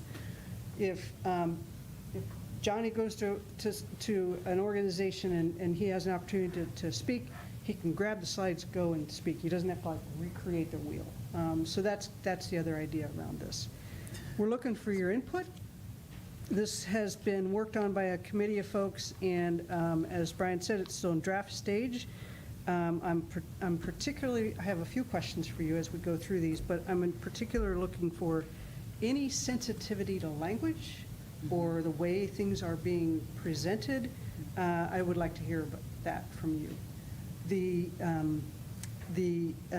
photos and things that you find in here are open source, so but we also have the opportunity to change these out for photos and other images that we would pay for. So I'm not going to read through the slides. Judy's been kind of. Are you're hitting this? You're hitting the button. So. Any of you can say stop when you hit a slide that says something you don't want, that you're not crazy about, you want to really talk about. Under, if you want to keep going, this one I think we want to add some more around open and welcoming community, at least. And Lisa, I'll say something, and as I alluded, is a very, very detailed document that says a lot about, to answer the question, why come to Yellow Springs? And then that, as I said, was boiled down to brochure and then down to slides. I've heard this number, I heard a number on a couple of different occasions with respect to our sources of renewable energy for electricity. I think this says 80. And I know it's 90-something. Is it 93? 93 is what we have. Okay. So I think that's one thing. I'm just said that because it shows up in a couple places on the larger document, then and then, well, maybe on all three. It may see. I mean, 80 is great, but 93 is better. And so, Marianne, I thought when you first saw this slide, saw this presentation, the very first slide, the very first title slide, and I might not. Yes, Yeah, there was a word you. Yeah, I had a concern about igniting economic growth because for me, it makes association with all the wildfire fires that are happening all over the world. And I thought maybe a different word. Sure. Yeah, absolutely. I have a question really quickly. It's decent, but there are some issues with language and not language, but wording and use of language. Yep. That was one of them for me. And there are a couple other ones. I need a hard copy so I can write on it. Yep. My printer's broke, so I need a hard copy. Yeah, we can print that out. Is there one here? Or you got one? I got one. It's got my notes on it. I could print one. Yeah, we can print it. Okay, cool. That's it. So my thoughts are, I mean, in terms of the images, I don't think there's been much thought put to that yet. I mean, like, if you look at the one about, like, village things, there's a picture of Dino's. That's not about our utilities. So, but I will say that we've got tons of pictures. Like, that's no problem. Yep. The second thing, and the reason why I mentioned that, I'm not sure that's really worth going through right now, is there's a lot of details to fill in. Like, we've got village values, we've got goals, we've got all that. My thought, because I initially thought after our meeting with council in DC, we were going to put together a subcommittee to, like, work through this. And I know that we tried, like... We did. But I Okay. just got back into town. Okay. So well, that committee was like free-flowing for the Okay. past week and a half. I mean, and well, I know it didn't that there's, get- it I know didn't it's get been done. put out there and like add your comments and whatever, but Right. to me, it's about like a core group sitting down. I mean, yeah, I mean, there's a lot of work I could do on this and I will, but, and I've also been out of town I for a don't- week, I- but, I- Well, let me just say, I'm not expecting you to do the work. right. Sure. And the committee did meet one time before I left, Mm-hmm. and we kind of got oriented to what needed to happen and who was going to do what. Okay, I don't think all those commitments were made Right. in time for today's meeting. okay. So There's a lot it's- of opportunity for collaboration. Yep. There and is. I- Yep. Yep. And then So- the second thing is, I think the leave-behinds are really important. The leave-behinds, so Oh, like. yeah, yeah, yeah, yeah. So Right, we've right. got to, I mean, the brochure, which was in the, I think was in the packet, is, yeah, and is my understanding that Nick Gaskins is going to help with this? or Oh, yeah. Okay. So, and obviously, they'll be able to professionalize it, but I think that prior brochure can look a lot better. But it also occurred to me that we should think a little bit more about one-pagers around, like, our building department, our, again, like, a more deep dive on our, like, utilities and what our, like, Public Works offers. So I imagine, like, if we're having a real meeting, we've got a folder with leave-behinds that are going to be more concrete. So yeah, so those are my main thoughts. So I think outline's good, but yeah, there's still lots of blanks to fill in, so. And I will just say, Lisa, kudos to the work that's been done. If I try to be objective, I would love to come live at this place. It's really exciting. There's a lot of cool stuff happening. I mean, you think about us, having our own electric distribution, water plant, a little small place like this, that's a big deal. And that should mean something to a lot of people. Right. So I really expect a lot of mileage out of this. So one question I have, toward the end of the presentation, there's a slide on, and I don't know if these slides are really public or not. That's something we have to decide. You get to our strengths, that's public. Gaps and past business experiences, we need to massage that a little bit. But in looking at those, just the intent of those slides, the things that have worked well for our small businesses are what I would call under the radar growth and expansion, especially in a value-added ag. There's a lot of stories out there that nobody knows, and those businesses don't necessarily want the publicity, but they're doing really well. Where we're having some trouble is access to funding for either startup or a change in business focus or expansion, lack of a comprehensive land use plan with the township, and lack of space for expansion, for true expansion. We have little pockets here and there. So, back to the access to funding, my question is, are you all open to any types of local incentives? When we tried to retain EnviroFlight's R&D group a few years ago, the village was willing to put in some incentives because they were going to grow the jobs here, not just maintain. So and I don't know then, do you want us to say that, or is that part of a later stage negotiation? I mean, I think it's a next discussion that, once we get this together, that we can talk about. But I will agree, when I got to this part, what I would think for a presentation to be more like challenges we've encountered and how we address them, rather than talking about, weaknesses necessarily. And I agree, I think what we did with the EnviroFlight, to try to get it together, I mean, we knew that they probably had already decided where they were going to go, but, and I think there are other things that are in that mix too, that you're familiar with and that we've been involved with. I think that could be very compelling, and that we want to, then the message is we want to work with you, to get through your challenges. Strengthen that, but not say, we got money. Yep. Right. Okay. Any other comments? I think the other thing I wanted to add is, So, the sorry. local broadband utility, that's a big deal right now. Can I just add, so on the we got money part, so like where was it going to come from? I tried to dig up, We did, when we had the Economic Sustainability Commission, a bunch of stuff around incentives.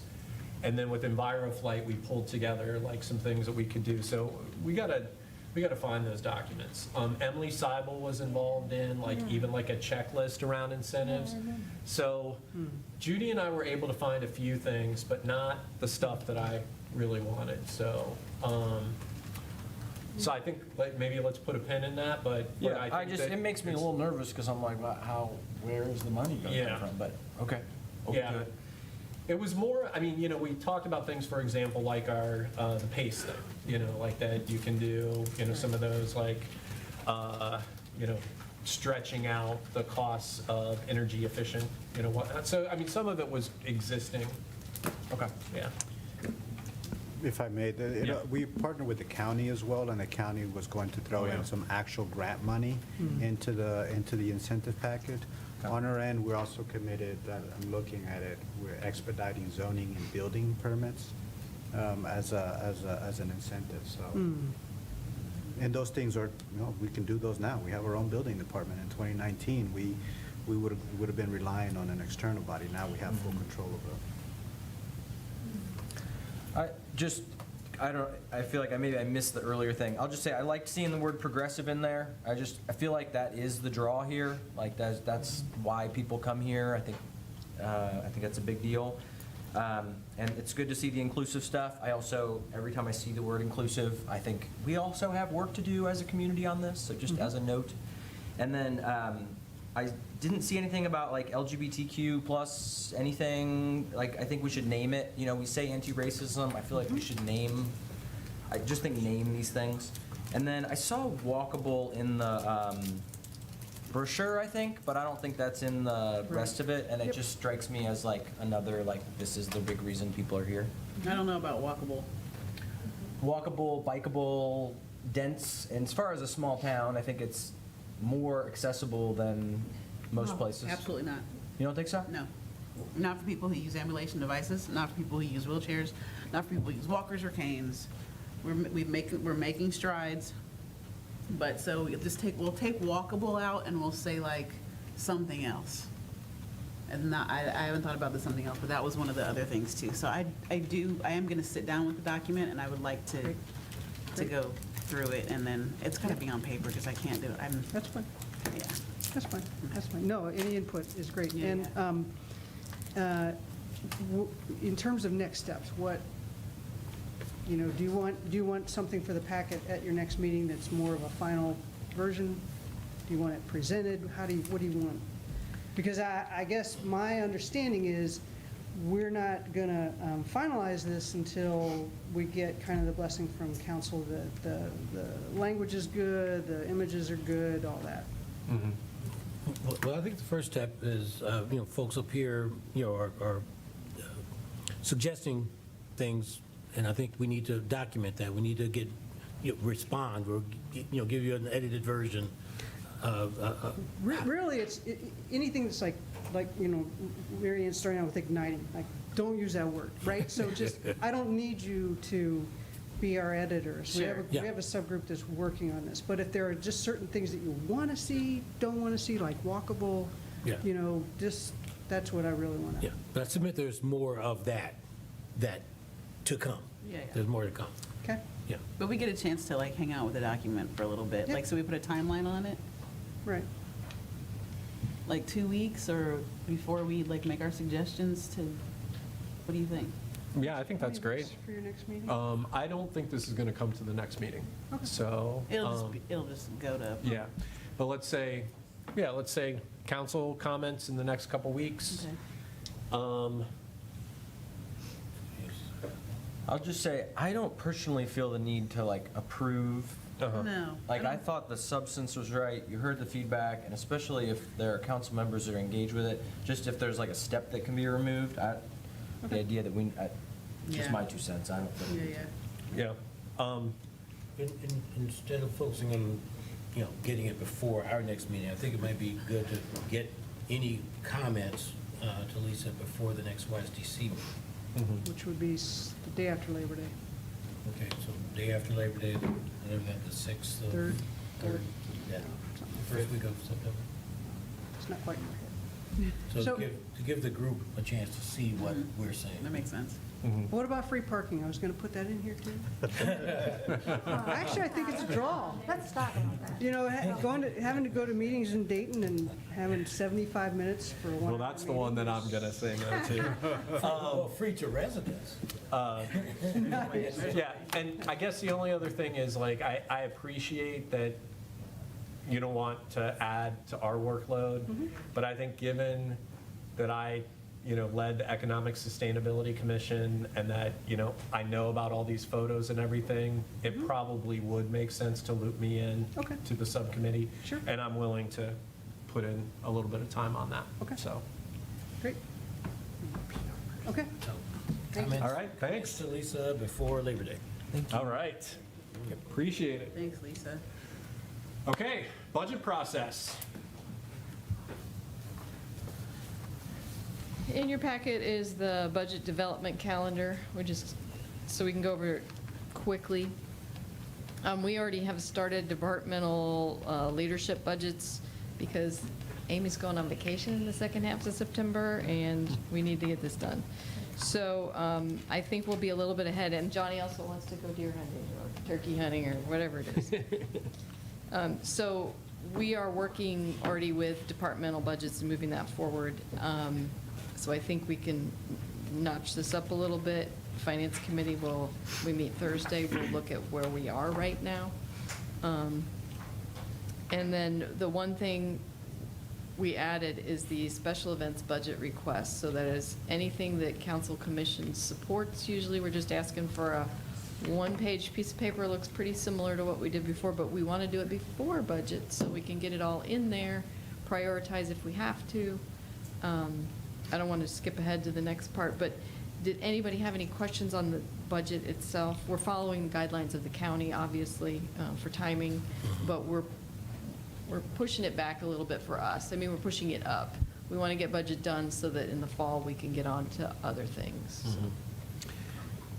Just one request. I would like to not have October 19th be a date on there, so. Yeah, and October 26th, I'm in a conference. Okay. So there's, Okay. I think those are suggested dates. And Great. I think there were 3 suggested council working sessions. Hopefully, we don't need all 3 of them. Yeah, hopefully we can do 2. I think we can be very clear with the process and the content before Cool. then. Marianne? Yeah. I would like to suggest that we separate out commission funds from council-designated funds that go to events. And that maybe we decide ahead of time the amount of money we will spend for events, whatever, 25, 50,000, whatever it would be, and then proportion that among, and have part of the pot for undesignated, say, designated and then with the commission, and have that separate from what commissions spend. And also, I think it would be helpful for you to help commissions figure out appropriate line items for things, because it's unrealistic, I think, to think that in September of this year, for the environment, I'm thinking of the environmental, that the Environmental Commission is going to know exactly what it's going to do in 2024 and exactly what it's going to want to spend money on. So if we can have some line items that have some flexibility, so, oh, this workshop came up, oh, this is something we didn't know was going to happen. And you already So did. that sort of. Kind of like what we did today. Judy and I just moved some money around. I mean. Well, to do it ahead of time. Exactly. Well, and it always happens that way. I've done multiple changes today just from, whoops, we didn't put enough over here, but we got plenty over there. Let's just slide it down. And as long as we're not moving across funds, we can do that all year long. So I feel like council commissions, I hear what you're saying. I had to sit down there and pick out Environmental Commission from Pride and Street Fair. So I think there's something we could do. I'll just have to think about what that is, because we have very rigid account structure. And as long as we have a PO, I opened a PO for the remainder of Environmental Commission, so that holds that's your placeholder right there, you know, so your money, your budget is safe, so. But I hear you. Thank you. All right, Gavin?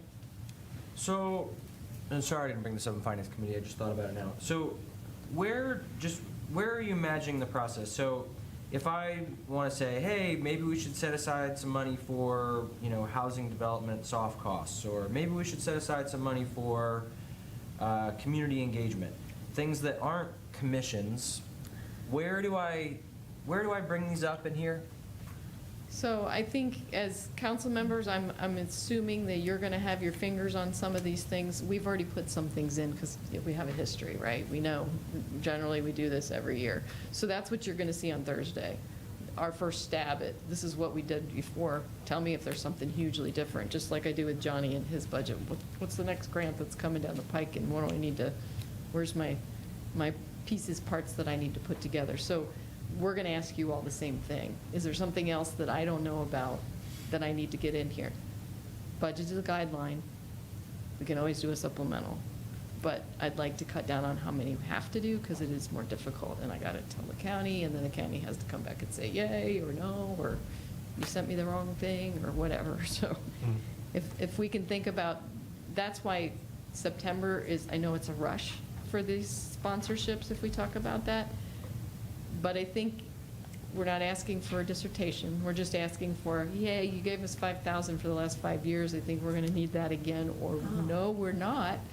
Because your one piece of paper that you gave us this year for Environmental Commission didn't have everything spelled out, but said, we think we're going to do this, and as long as we have this pot of money to work with, we're good. So we're not asking for, that's what a budget is. It's a guideline. Thank you. Yep. So are you saying, like, should I try to have something try to have like a list in September, you're saying? Yeah, if there's something in your head that you don't see on Thursday in our budget, we'll talk about it and say, you know, do we want to add this? So that we can start narrowing down the process so it doesn't have to be done in council. It can mostly be done in finance and administration. And then people can weigh in on the budget in total. Okay. Makes sense to me. Okay. Anything else? All right, looks good. Should we talk about the next requesting council funds process? Do you want to talk about the policy first or the form first? Amy's the policy and I'm the form, so come on up. Okay. You have some other questions. We'll pass them. Okay, so we've talked about this briefly at a couple of different meetings now. The idea here is that we could put a policy in place for a very specific procedure that would be followed for grants and sponsorships that are given by council. You heard Amy Kay read out a list of them earlier tonight, of the ones that you've given over the past year. The thought here is that it would all be done at one time. The pie of money that you have to give away would be split at that time. The process spells out that the application comes into finance director. She reviews it for compliance with just the general requirements, and then it goes to finance committee to make a recommendation to council. And then, of course, it would be council's determination ultimately who got what. And the procedure talks a lot about, you know, applications should meet council goals and, you know, should satisfy certain requirements. I'm happy to go through any of that with you if you'd like, but the idea here really is to try and put some predictability in place on this, and, you know, for the budgeting purposes, we would know at one time in this fall, right, what the amount is that's going to be spent next year. You know, there's been requests that came in, and I've always wondered, like, where this list is, because it seems like everybody had one but me. You know, with HRC, somebody would make requests, and it seems like everybody would know, oh, we can use it for speakers' fees, but we can't use it for food. You know, where are all those rules and cans and can'ts? Or They all come from the auditor. And so, yeah, that was something that Gavin and I had a chance to discuss this earlier today, and he had suggested that it would be useful for the form to include the cans and can'ts. We could probably put something like that together to attach to it so people knew in advance. And then there would be a document that you could have along with everyone else. Oh, to tell great, you what just the for me, can't thank you. Appreciate it. Yeah, I think that would be a good idea, because, Yep. it does happen often, I mean, and it would be educational for the groups that we'd be supporting, so they, I think to Marianne's point, so that they know which line items make sense, or they know they need to go somewhere else for funding for a certain thing. Right. Yeah. Okay. Gavin? Yeah, I mean, we already talked about this, so I'm just saying it so everybody, I mean, just in number 2, 3, the 2B3, demonstrate financial viability without the village's funding. Just as somebody does a bunch of work around nonprofits and stuff, I don't think that necessarily needs to be a limiting factor. If, somebody's put on an event and it costs $500 and they need our $250 to make the event happen and we think it's a good event, why would we not do it, but do it for, it's like one of these things that people put, anyway, I would take that out. I think there could still be some place that's like, it has to have some clear viability or something, that is there's a body that sort of decides if that's the case. I think that's what that's trying to get at. And then, obviously, I know in here it says that we'd set a deadline. I'd say the idea of setting an annual deadline is interesting. I think it could be challenging, to try to do it all at once for an event that's far in advance, and maybe like we have to phase it in for the first year, right? Like, because there'd be a set of events that would be particularly far away or particularly close, depending on when we set it up. So just something to think about. I do think us setting a budget is going to be tricky and, interesting, trying to figure out how much that is. And then the last thing is just, I'm not sure if you've talked to, sorry I didn't bring this up when we talked earlier, I hadn't thought about it yet, but I just think we should do a round of conversations with some of the stakeholders. There's, 4 or 5 events that we do. It'd be great to just sit down and talk with them about this early in the process. Seems like a really good draft to me, but I don't run the events. So I'd just love to get their feedback before we, move ahead. We've gotten several requests now. Some of them come on a memo, some of them come on a formal document, some of them, and so we're just trying to standardize so that everybody knows rules, regs, and there's always going to be new events. There's always going to be new events. That doesn't mean council can't say, well, we're going to scratch up another $5,000 because this is really important to us this year. It's just that it gives us a better chance of getting those POs open, getting that encumbrance made so that we know who has what money and not constantly having to do a supplemental that says, look, you want money? Okay, sure. Yeah, and at the end of the day, if we remember, there was a lot of effort spent on identifying expenses, identifying cost, the actual cost to village staff, and this is really just a simple matter of getting ahead of that. We know what it costs now, and so if we want to do it, we budget it. We just, all the things we I don't want to say complained about, but all the things we noted that costed us money, we just hadn't budgeted for them. And it's really, I think, that simple. Well, just to speak to Gavin's point a little bit, I think it is important to have some kind of communication directly with the stakeholders, people that are holding the event. So it is simple on paper, it's simplifying that process, but there's a lot that goes into event planning, period. There's a lot that goes into it. And this is, on our side, this is great, but it's really critically important that we have more efficient and improved communication with the people that are doing these events. So I would be open to that, of course. Okay. Marianne, anything else? No. Okay. Great. Sorry, can I? Yeah, go ahead. Is the special events cost part, is this the right time to bring that up? It's next, isn't it? Oh, Yeah, is that a so different that's- thing? yeah, that's the Okay, next- sorry.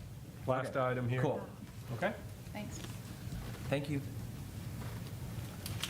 So the next item, we have a special events cost. So what we did is we calculated, it's a very small type spreadsheet that's landscape in your packet. Basically, every special event we've done so far this year, we have calculated the staff hours and the staff costs, and then put it up against the council support. So if we're talking Summer Street Fair, we had $1,054 in supplies. We had $21,621 in payroll, which was 513.75 staff hours, for a total cost of $22,676 against the council support of $15,000. So the net expense to the village was $7,676. So we did that similarly for all the events. Pride, $1,200 for barricade movement, equipment, all that fun stuff. 86.5 hours of payroll, which was $4,208 for a total expense of $5,408 against a council support of $5,000. So net to the village was $408.11. Juneteenth, same thing, barricade costs of movement, equipment, and 14 hours of payroll for $770, total expense of $1,970 against council support of $1,200. And then we did 4th of July, because that's an event to me. We had 125.25 staff hours for $6,768 in expense, and that is not a council-supported expense at this point. So that was all to the village, $6,768. The reason we did this is we didn't know how much it cost us to do these things, so now we have an idea. We have, Art on the Lawn is not done yet. It just happened, a week and a half ago. And then we'll have Fall Street Fair as well, and we'll see, where we end up. And then Amy mentioned, how much have we collected in vendor fees or permit? What did I tell you? $10,268, something like that. Okay. So far. Okay. Vendor. Just the fee that they're paying. Yeah, the 35 or the 50. income tax. Yeah. So that was notable to me because when I looked at the excess on the bottom there, those vendor permit fees kind of cover that, if we don't count in 4th of July. Do we have any questions on how we calculated or? Yeah, I had a couple. So so this assumes that sort of staff wouldn't have spent any time on the thing and could have done something else entirely.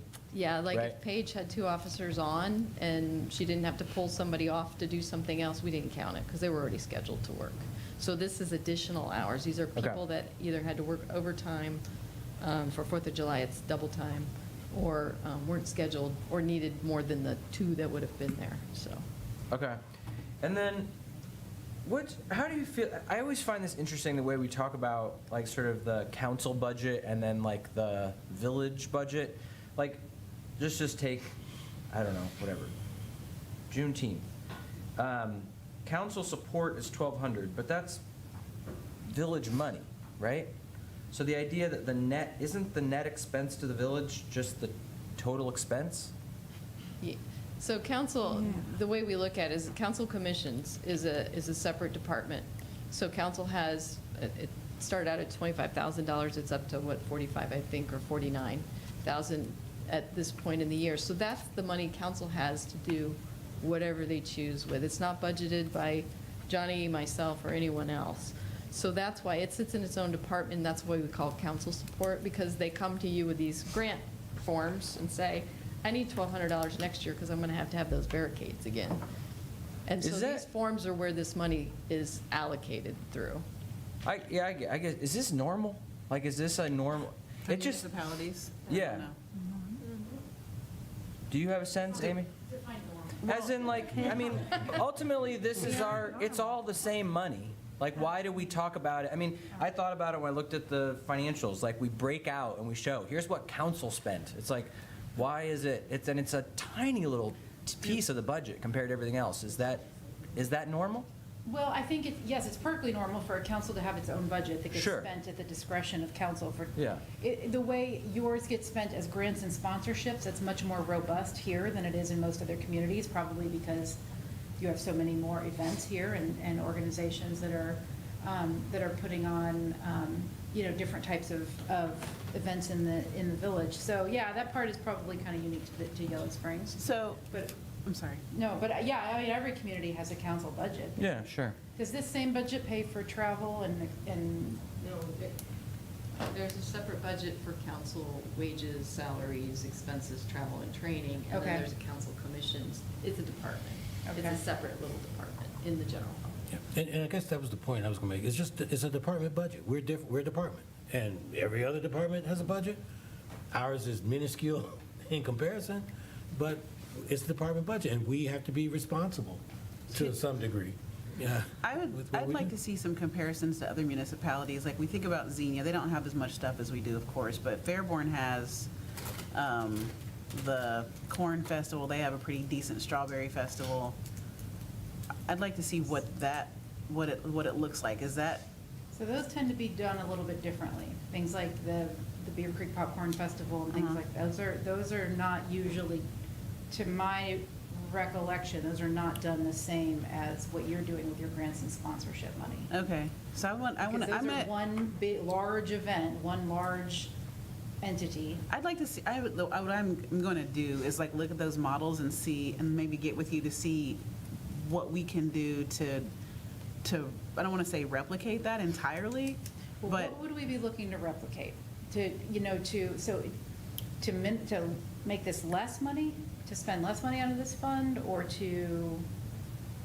So, the reason that I brought it up is it's kind of gets to like the stuff we get into around village goals versus council goals. I just don't like this dichotomy that sort of assumes that, oh, well, this is a council budget and it hasn't been like put through the same paces because the staff hasn't all approved it. And it's like, well, the idea, and I think we were trying to move this way in the budget last year, is let's look at all the potential expenses, and then we got to decide, do we want to put, not to pick on anybody, but $5,000 toward the Environmental Commission, or do we want to put $5,000 toward road repair? It's all just one budget. Right. Anyway, I was just trying to understand how No, that's why we useful, think about but it. the whole budget is council's budget, right? Nothing gets approved Yeah, in this village. that's why it's without your- weird. Right. Talk about it this way. Right, so this is really when council passes your annual budget, taking that chunk of money and putting it aside for your own discretion for things that you cannot anticipate, events that you cannot anticipate. Johnny's Public Works generally can tell you ahead of time what streets they're going to need to work on and all of these other projects that are going to be coming down the pike in the next year. But we may or may not know what individual organizations are going to be asking for, which is why this money is held aside for that purpose. The rest of it, we have control over planning, we the village. Cool, thank you. Okay, anything else? Amy Kemper, you don't need to sit down because you're the first new business item.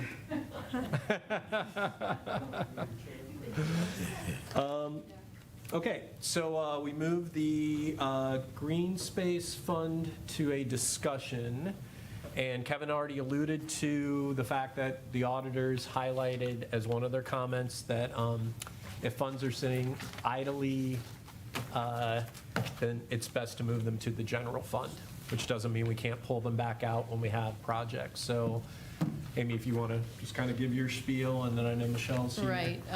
When I first started, the county auditors commented on the number of funds we had and the inactivity in some of them.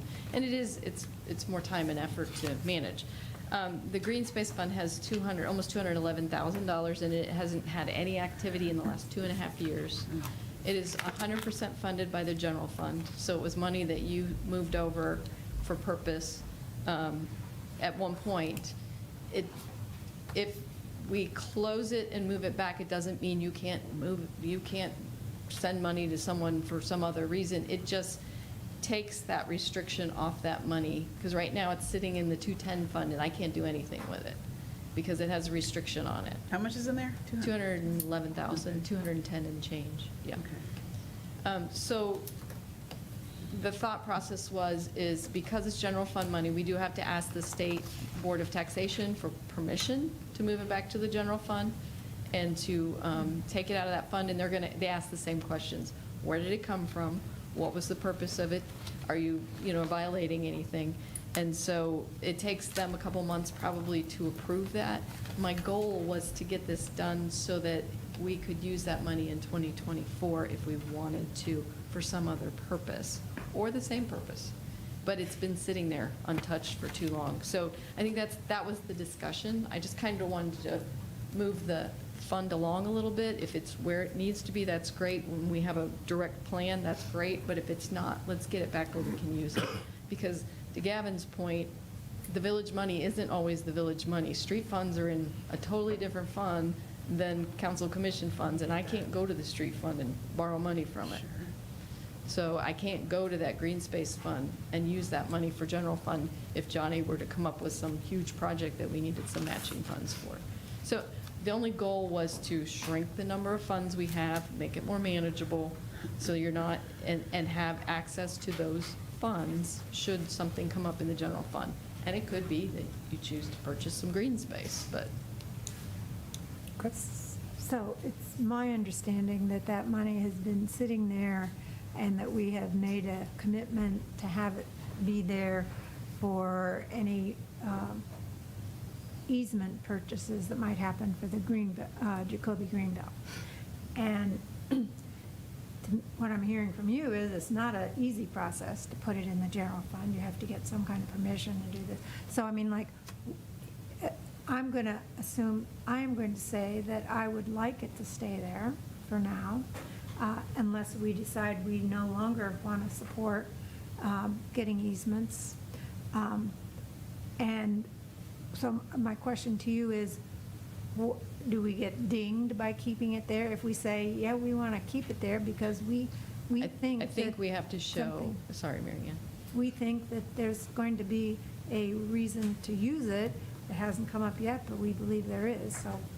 I think if it's part of the reasonable intent, that we do have a plan for it, it's not just sitting there and, oh, we forgot about it.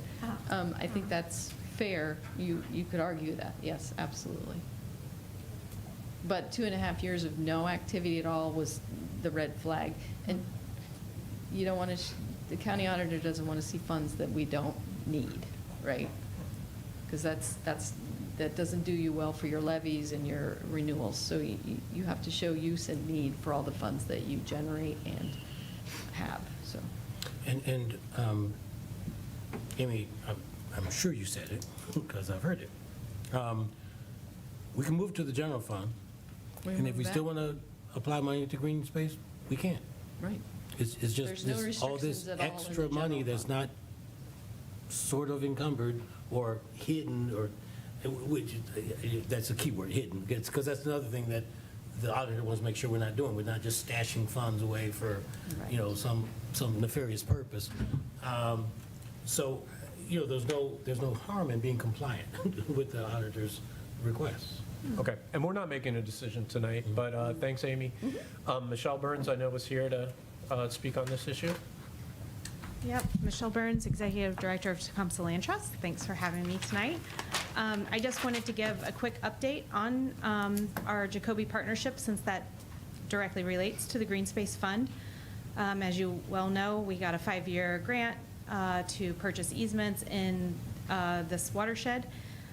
You guys signed a resolution to set aside that $200,000 in the Green Space Fund to help with matching funds for village priority properties.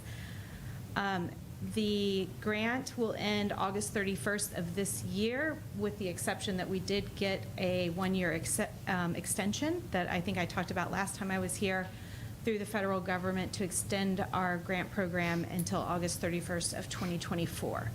So we do have 1 more year where we're planning on doing one last push on the village priority properties. However, if the Green Space Fund is not going to be available, we certainly don't want to make promises that we can't keep. So this discussion is very timely for us, but we would hope we would have your support for 1 more year. That is all that we have left in this grant, and we won't be reapplying. I mean, it's not something that we can go back for. So just to say, in a more general sense of the village priority properties, which have been identified and been long-term on the books, we all know what they are.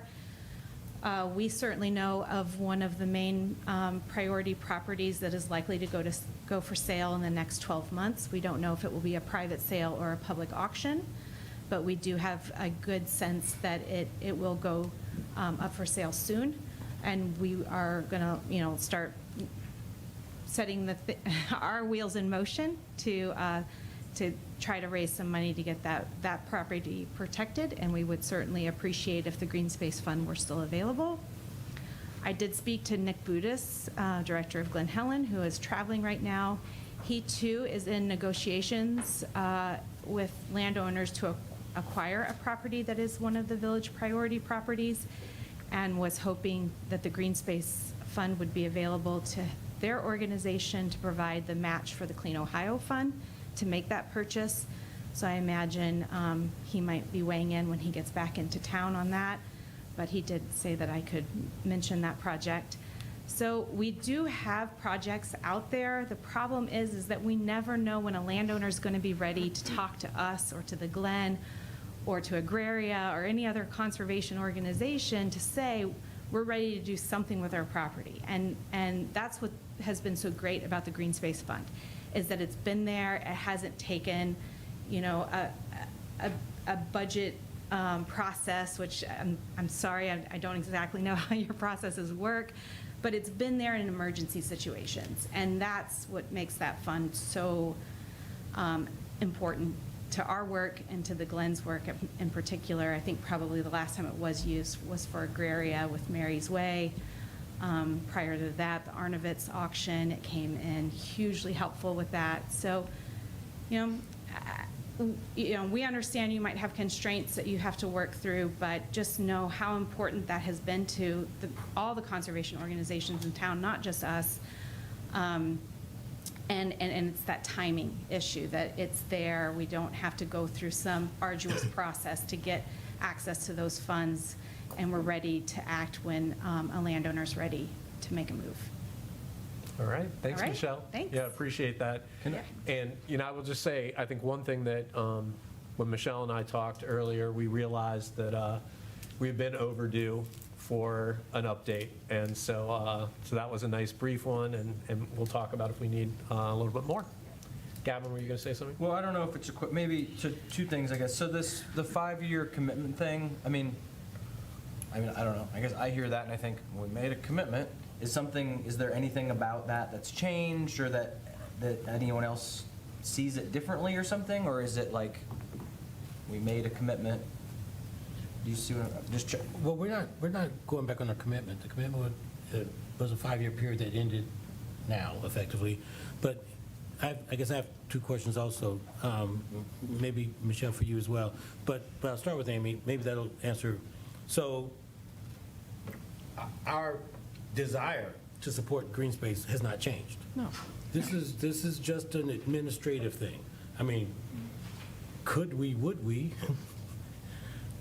just move the money over to the general fund and then sort of budget? Yeah. Identify it that way. It's still there. It's just we want to check this administrative box for the auditor. I have a question for council. The grant ended 2022, am I wrong? And it was extended to 2023? So the 2023? the resolution says to 2022. There's something that happened that the grant wasn't awarded into 2018, so it got pushed through 2023. So that expires August 31st. in August 31st, right? So I just learned of the extension today when Michelle and I spoke. So, and I understand that you received notice that the grant was extended just recently. That's correct, sorry. So we got word that the grant was extended in late July of this year. So we just received that. Again, a little overdue in reporting that out. But yeah, I think there was something odd and a delay in between the time of your resolution and when we actually got the award. Because your resolution says 2022, but our grant actually ends August 31st of 23, but we have the 1-year extension till 24. So from a commitment perspective, it's. So does, my question is, does council need a resolution to extend for another year? I mean, I feel like we don't have a resolution that's valid after August 31st, no matter what you choose to do. Am I wrong, Judy? I don't know. I would agree, and just in the same way that you choose to, and council chooses to encumber any kind of fund for any kind of project, the general understanding is, so that ends at the end of August 23, so yes, you'd need another. Okay. Carmen, were you going to say something? That was my question. If, basically, if we decide that since the extension took place, the extension happened, that money stays there for at least another year, would that satisfy with the auditor? Yeah, I think so. I mean, I feel like if there's a resolution and intent, there's just no issue. But if Right. there's money just sitting there, that's when they ask questions. So that's enough activity? I believe, yeah, yeah. And maybe it just needs to be, I'm Gavin here right now, it needs to be on the calendar so that we look at it on a regular basis. Gavin, something else? Yeah, so just if we're gonna work on it more, maybe we could just get that, like the documents that are related to this and see them, so we have the context. And then, so two other things. So the piece that you were talking about around like the priority properties, so are those, is that part of that agreement? Like has the village sort of agreed to what the priority properties are? Yes. Okay. So could that, if we could share that, I'd like to see that. That'd be great. Oh, sure, yeah, Yeah. I think I shared it at the last time I presented, but Okay. I'll send that out again. Do you remember what the date was that you came? I mean, you can just email me. It's Yeah. probably, if it's I'm in the not packet. sure, I mean, you haven't seen it. I don't know if, Carmen, have you seen it? I thought I made a slideshow that Yeah. Yeah. I presented. 17, right? Uh-huh, Okay. yeah. I'll look back at it. Now that I'm hearing it in this context, Yeah. I mean, I looked at all the stuff, but cool. And they're part of the land use plan as well, so. Great. Yeah, Okay. that interactive map you guys went over at Planning Commission? Yeah. And then the only thing I want to say is, Kevin, it's totally, just from my perspective, it's totally possible that in this context it's coming up because we're trying to get our accounting right. I think it's just worth, I don't know, like saying, we did talk last year about the prospect of using the green space funds for affordable housing. So I don't want there to be any like, I think there is a question on the table. I think you reference it, you're aware on some level. We're trying to figure out how do we make all the budgets line up. And if we have money sitting over in a fund that we could use somewhere else, it's something that's being discussed. So it's an accounting thing too, it sounds like with the auditor, but I don't want to be anything other than straightforward, that it is a thing that's being thought about. Oh, yeah, I'm well aware. Thank you for that. All right, thanks, everyone. Johnny? All right, I wouldn't be doing my due diligence if I didn't bring this up. We have $212,000 in the green space fund, but we took $125,000 out of the electric fund to support the Clean Ohio grant funding for the Glens. Why did we do that, and why did it come out of the electric fund versus the Green Space Fund. green space fund? Just asking. Yeah. Okay, well, it sounds like we're going to continue this topic at a later date. Thanks, everyone. Yeah, it wasn't, we weren't saving green space at that. We were tearing down, it was to tear down that, Electric plant. the building and everything. So that's different than saving green space. And it was tied, rightly or wrongly, it was tied to the recs, I think. Yeah. and- Yeah. Todd DeRick. Yeah, it's different, but I do appreciate your point, Johnny. Okay, biped safety. Carmen, you start. You had a meeting with Rick Perales. What did you just say? I'm sorry, the bicycle pedestrian safety. I got a little, yeah. That was that next topic that we added on. Yeah, I got a little jargony, sorry. So I'm just going to read the letter that's in the packet. On August 10th, 2023, I met with Greene County Commissioner Rick Perales to discuss specifically the accident that took place on July 4th, 2023, and what the county could do to aid in making our bike hubs and streets safer. The meeting was to initially take place at the Bryan Center, but was changed to the Polecat Bike Hub per the commissioner's request. I hadn't been to Ellis Pond or down Polecat Road since before the accident.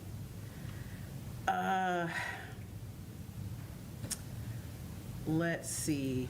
I cited the Yellow Springs News article where Greene County Parks and Trails Director stated that the Polecat Hub was not slated for improvements to stop signs. Scott Osterholm happened to also be there. He was able to effectively explain what happened on July 4th. Commissioner Perales took pictures of both sides of the hub where they intersect with Polecat. Scott commented that the speed limit could be reduced past Ellis Pond. Heading north, Commissioner Perales recommended that the village administrator reach out to Stephanie Goff, Greene County Engineer, Goff, specifically to aid with traffic studies where we have challenges dealing with traffic and speeding motorists.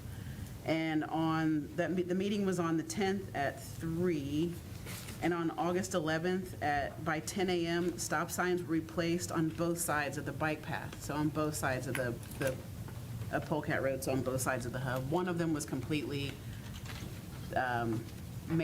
completely bleached, and the other was smaller than the standard stop sign. So now there are full-size stop signs with the street indicator crossing Polecat, and that was August the 10th, right? Okay. No, 10th and 11th.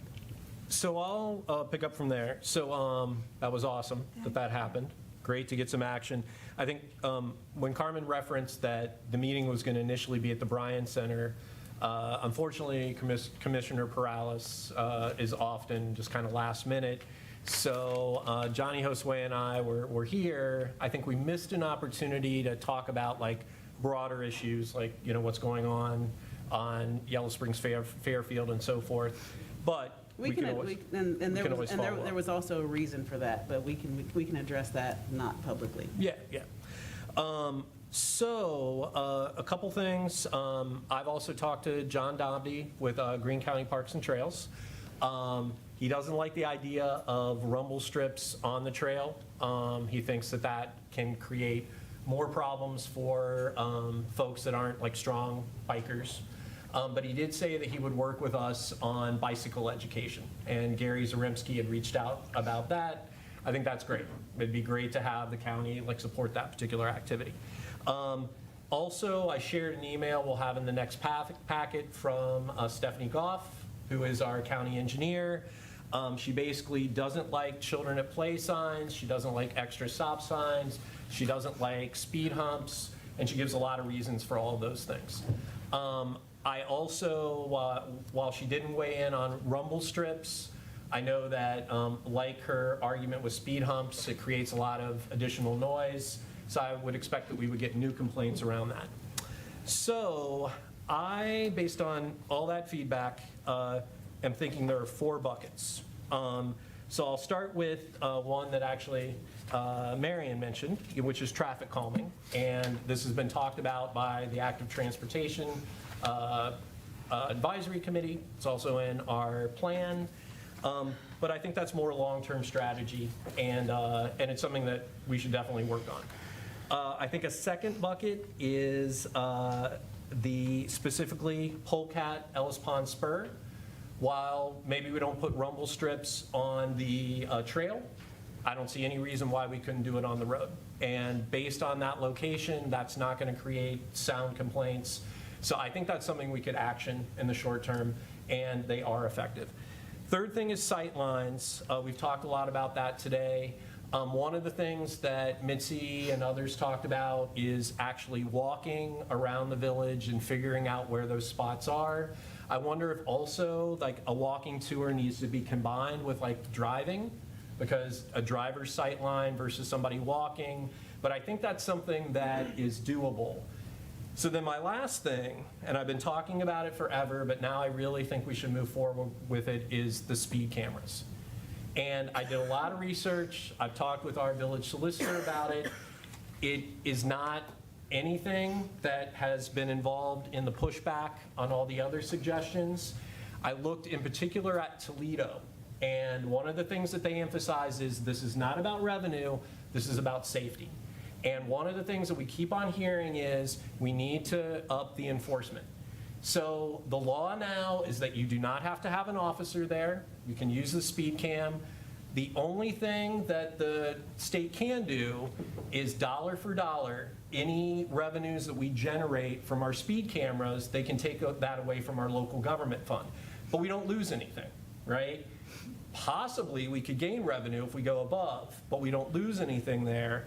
And so I strongly suggest that we at least pilot it on Yellow Springs Fairfield. If the Dayton issue is also something, because we had, letters in the packet about that, maybe we'll put them there, and then see what happens, all right? I think that it's going to be a minimal investment. It allows our officers to focus on other things. And again, there's no loss in terms of our local government fund, and that's the one thing we keep on hearing. Enforcement, enforcement, enforcement, that's what works. So that's my suggestion. And I really quickly, I would agree with that. And what I do want to say is I want to speak to what the Greene County engineer said. This is not based on, it isn't based on whether she likes something or not. This is based on data. She's an engineer. And she provided that information to us in a couple of emails. And this is data. We know that enforcement is the only thing that's a deterrent. We know that. Because when people start having to pay, then they start to pay attention. Education, of course, is a very, very important part, and I'm not denying that. But, Johnny Burns at one point said there was a reputation for Yellow Springs stopping you. If you're a contractor coming into town to do work, you would get stopped. The county engineer also said that it's up to administration and specifically the police department that would be in charge of enforcement. And it's the same thing with Brian Huddleston. And regardless of how people feel about Mr. Huddleston, it's the same thing. And it's not that they're saying this because that's an idea that they have or it's what they like or don't like. It's because that's what the hard data supports.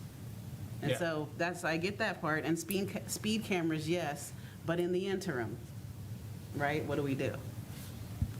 I don't see why we have to have an interim. I say we just go for it. And I will say, I agree with you, thanks for clarifying, it is about data. I will say Brandon Huddleston is a little bit disingenuous in the fact that the county does have a lot of money, and they could help us more, even if they don't have jurisdiction over the road. We have to go to the county. Yeah. We need to go to the county. So just two things. I'll just say, it was interesting, in the letter from the engineer, they talk about the research on stop signs. There's nothing about research about speed bumps not working. It's about them being expensive but there's nothing about them not working. So I'm still in the same place, which is is there not a comprehensive report done about traffic calming that's been this has to be a thing, ODOT right? has one. Okay, so Chris could tell you. It's he knows accessible. come on up and tell us then. Well, anyway, we're not gonna do it not Anyway, tonight. the point is that I just would like to have, let's let the evidence follow. Things is maybe 10 seconds of an emergency vehicle going slower on certain streets is worth it. I don't know. I'd be interesting to do the math. On the speed cameras, the only question that I have is come up in kind of random places at different points. I don't know where the right time is to talk about it. The only question I'd like to see addressed is there some way to address the regressivity of that form of taxation, essentially. So it is something that would hit, as a portion of an income, somebody who's making less money, paying the same amount on a bill. So is there some? I actually think there is, but Amy and I still need to figure it out. So let's not talk about it yet. Okay, so how about this? Is there interest in council to have a proposal on speed cameras at the next meeting that address the details? Yes, Marianne, Carmen, maybe. Maybe. Okay, so I've got enough yeses, I guess, to bring it back. We've got a few things that we need to figure out. Yep. Okay. You have a comment from Florence, who's waved her hand for a bit. Okay. Gave up, Did she give up? which was, as far as I could see. I Just wanted to stress, absolutely, speed was not an issue with the accident. that is absolutely not Well, accurate. remember I said there are 4 Not buckets, right? So I addressed polecat separately. Okay, anything else? All right, so Gavin, village manager, council check-ins. What's going on with village manager council check-ins? Just checking in. Yep. So we're going to do it monthly. Kevin and I did one with Josue last month, and so we need to schedule one for this month with Johnny. And then remember, the idea is that we're going to rotate council members. with you being the constant. I'll be the constant. So where we're at is that you're gonna do one with Johnny, with somebody else up here? Yep. In the month of September? That's the next step? I think actually probably before the end of the month. So maybe, I think the next one may be Marianne and I, so. Okay. Yeah. I'm just checking in, just Yep. seeing where we're at. Cool. Cool. Okay. Anything else on that? Great. And yeah, and also keep us accountable on that. Okay, board and commission updates. Anything we need to highlight there? Everything's in writing, right? I think It's so. in the packet. Okay. My stuff's in the packet, your stuff in the packet. Yep. I'll just say I appreciated the environmental commission talking about nonprofits having access to street fair, and I'm glad you guys are working on that, because that's an important part of that event, at least, from what I've known since I've been in the village. All right, future agenda items. So we need that resolution extending support for TLT through 8/31/24. Yep.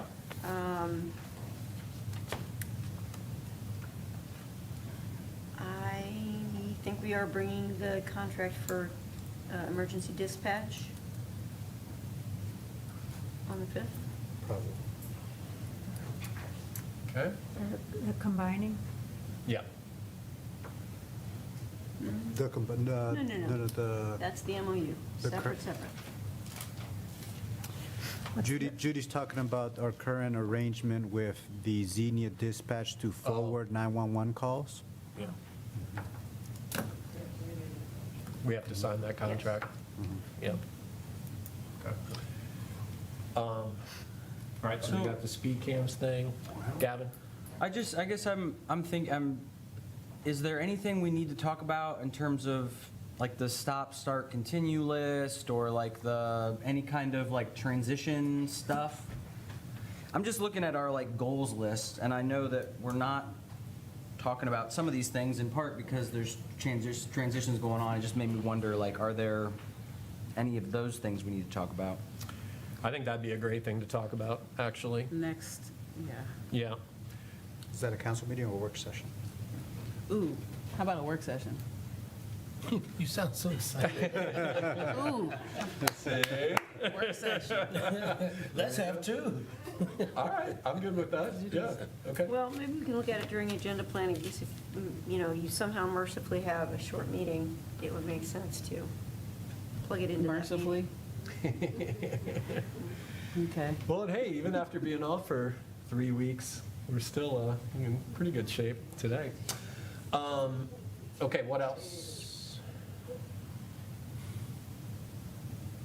Okay, I guess, just so folks know, we're swearing in Johnny on the 28th, officially, and then we'll be doing it again ceremonially at our next meeting.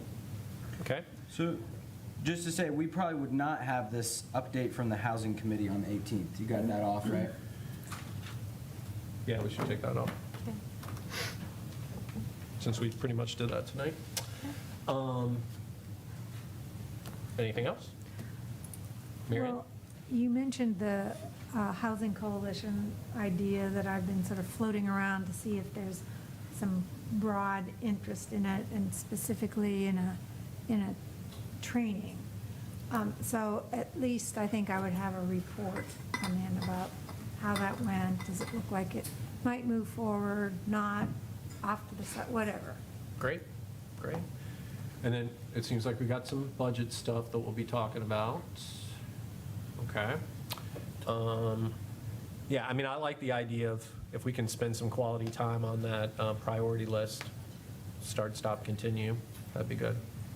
So, Gavin? So, I guess I just want to make sure that we make it explicit and clear, everybody knows, like, the commissions know that the goal is to try to get a rough idea of budget in September.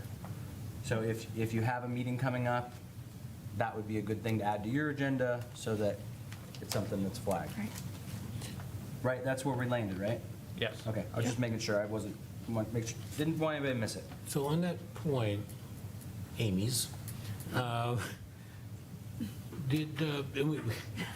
throw Johnny in there too. Have we develop the communication plan for making sure the folks that we regularly support know about the form and the requirement for getting information back to us, number one. Number two, with respect to stop, start, continue, it's my understanding that the first shot should have been comments from each of us written and sent to Judy before we decided to talk about them in mass. Nobody commented, except Marianne. She got a couple of answers, Okay? so. And I purposefully did not comment because I'm good with where things are going. Okay. There's a lot of decisions that were just made. Sure. And it feels like we should talk about it is all. Yep. I don't need an answer, just want to All make right. sure that's still happening. Well, another way to think about it is do your homework for the work session. So, okay, anything else? Amy's- Oh, yeah, Amy. So the process for the request for funds, I thought we were talking to stakeholders, or are we going to go ahead and try to get this done by September 30th? We're going to talk to stakeholders. So, So there is no process, Kevin. yeah, so I think the group that's been working on events will invite the stakeholders to talk. So Okay. we'll follow up on that. Great. Thank you, thank you, thank you. Okay? Anything else? So anyway, so we may be able to bring that back. I'm not sure if it'll be at the next meeting, though. Okay? Well, thanks, everyone. Lots of good discussions tonight, and I hope we're leaning towards making some good decisions. I'll entertain a motion to adjourn. So moved. Second. All those in favor signify by saying aye. Aye. All right, have a great evening. Thanks.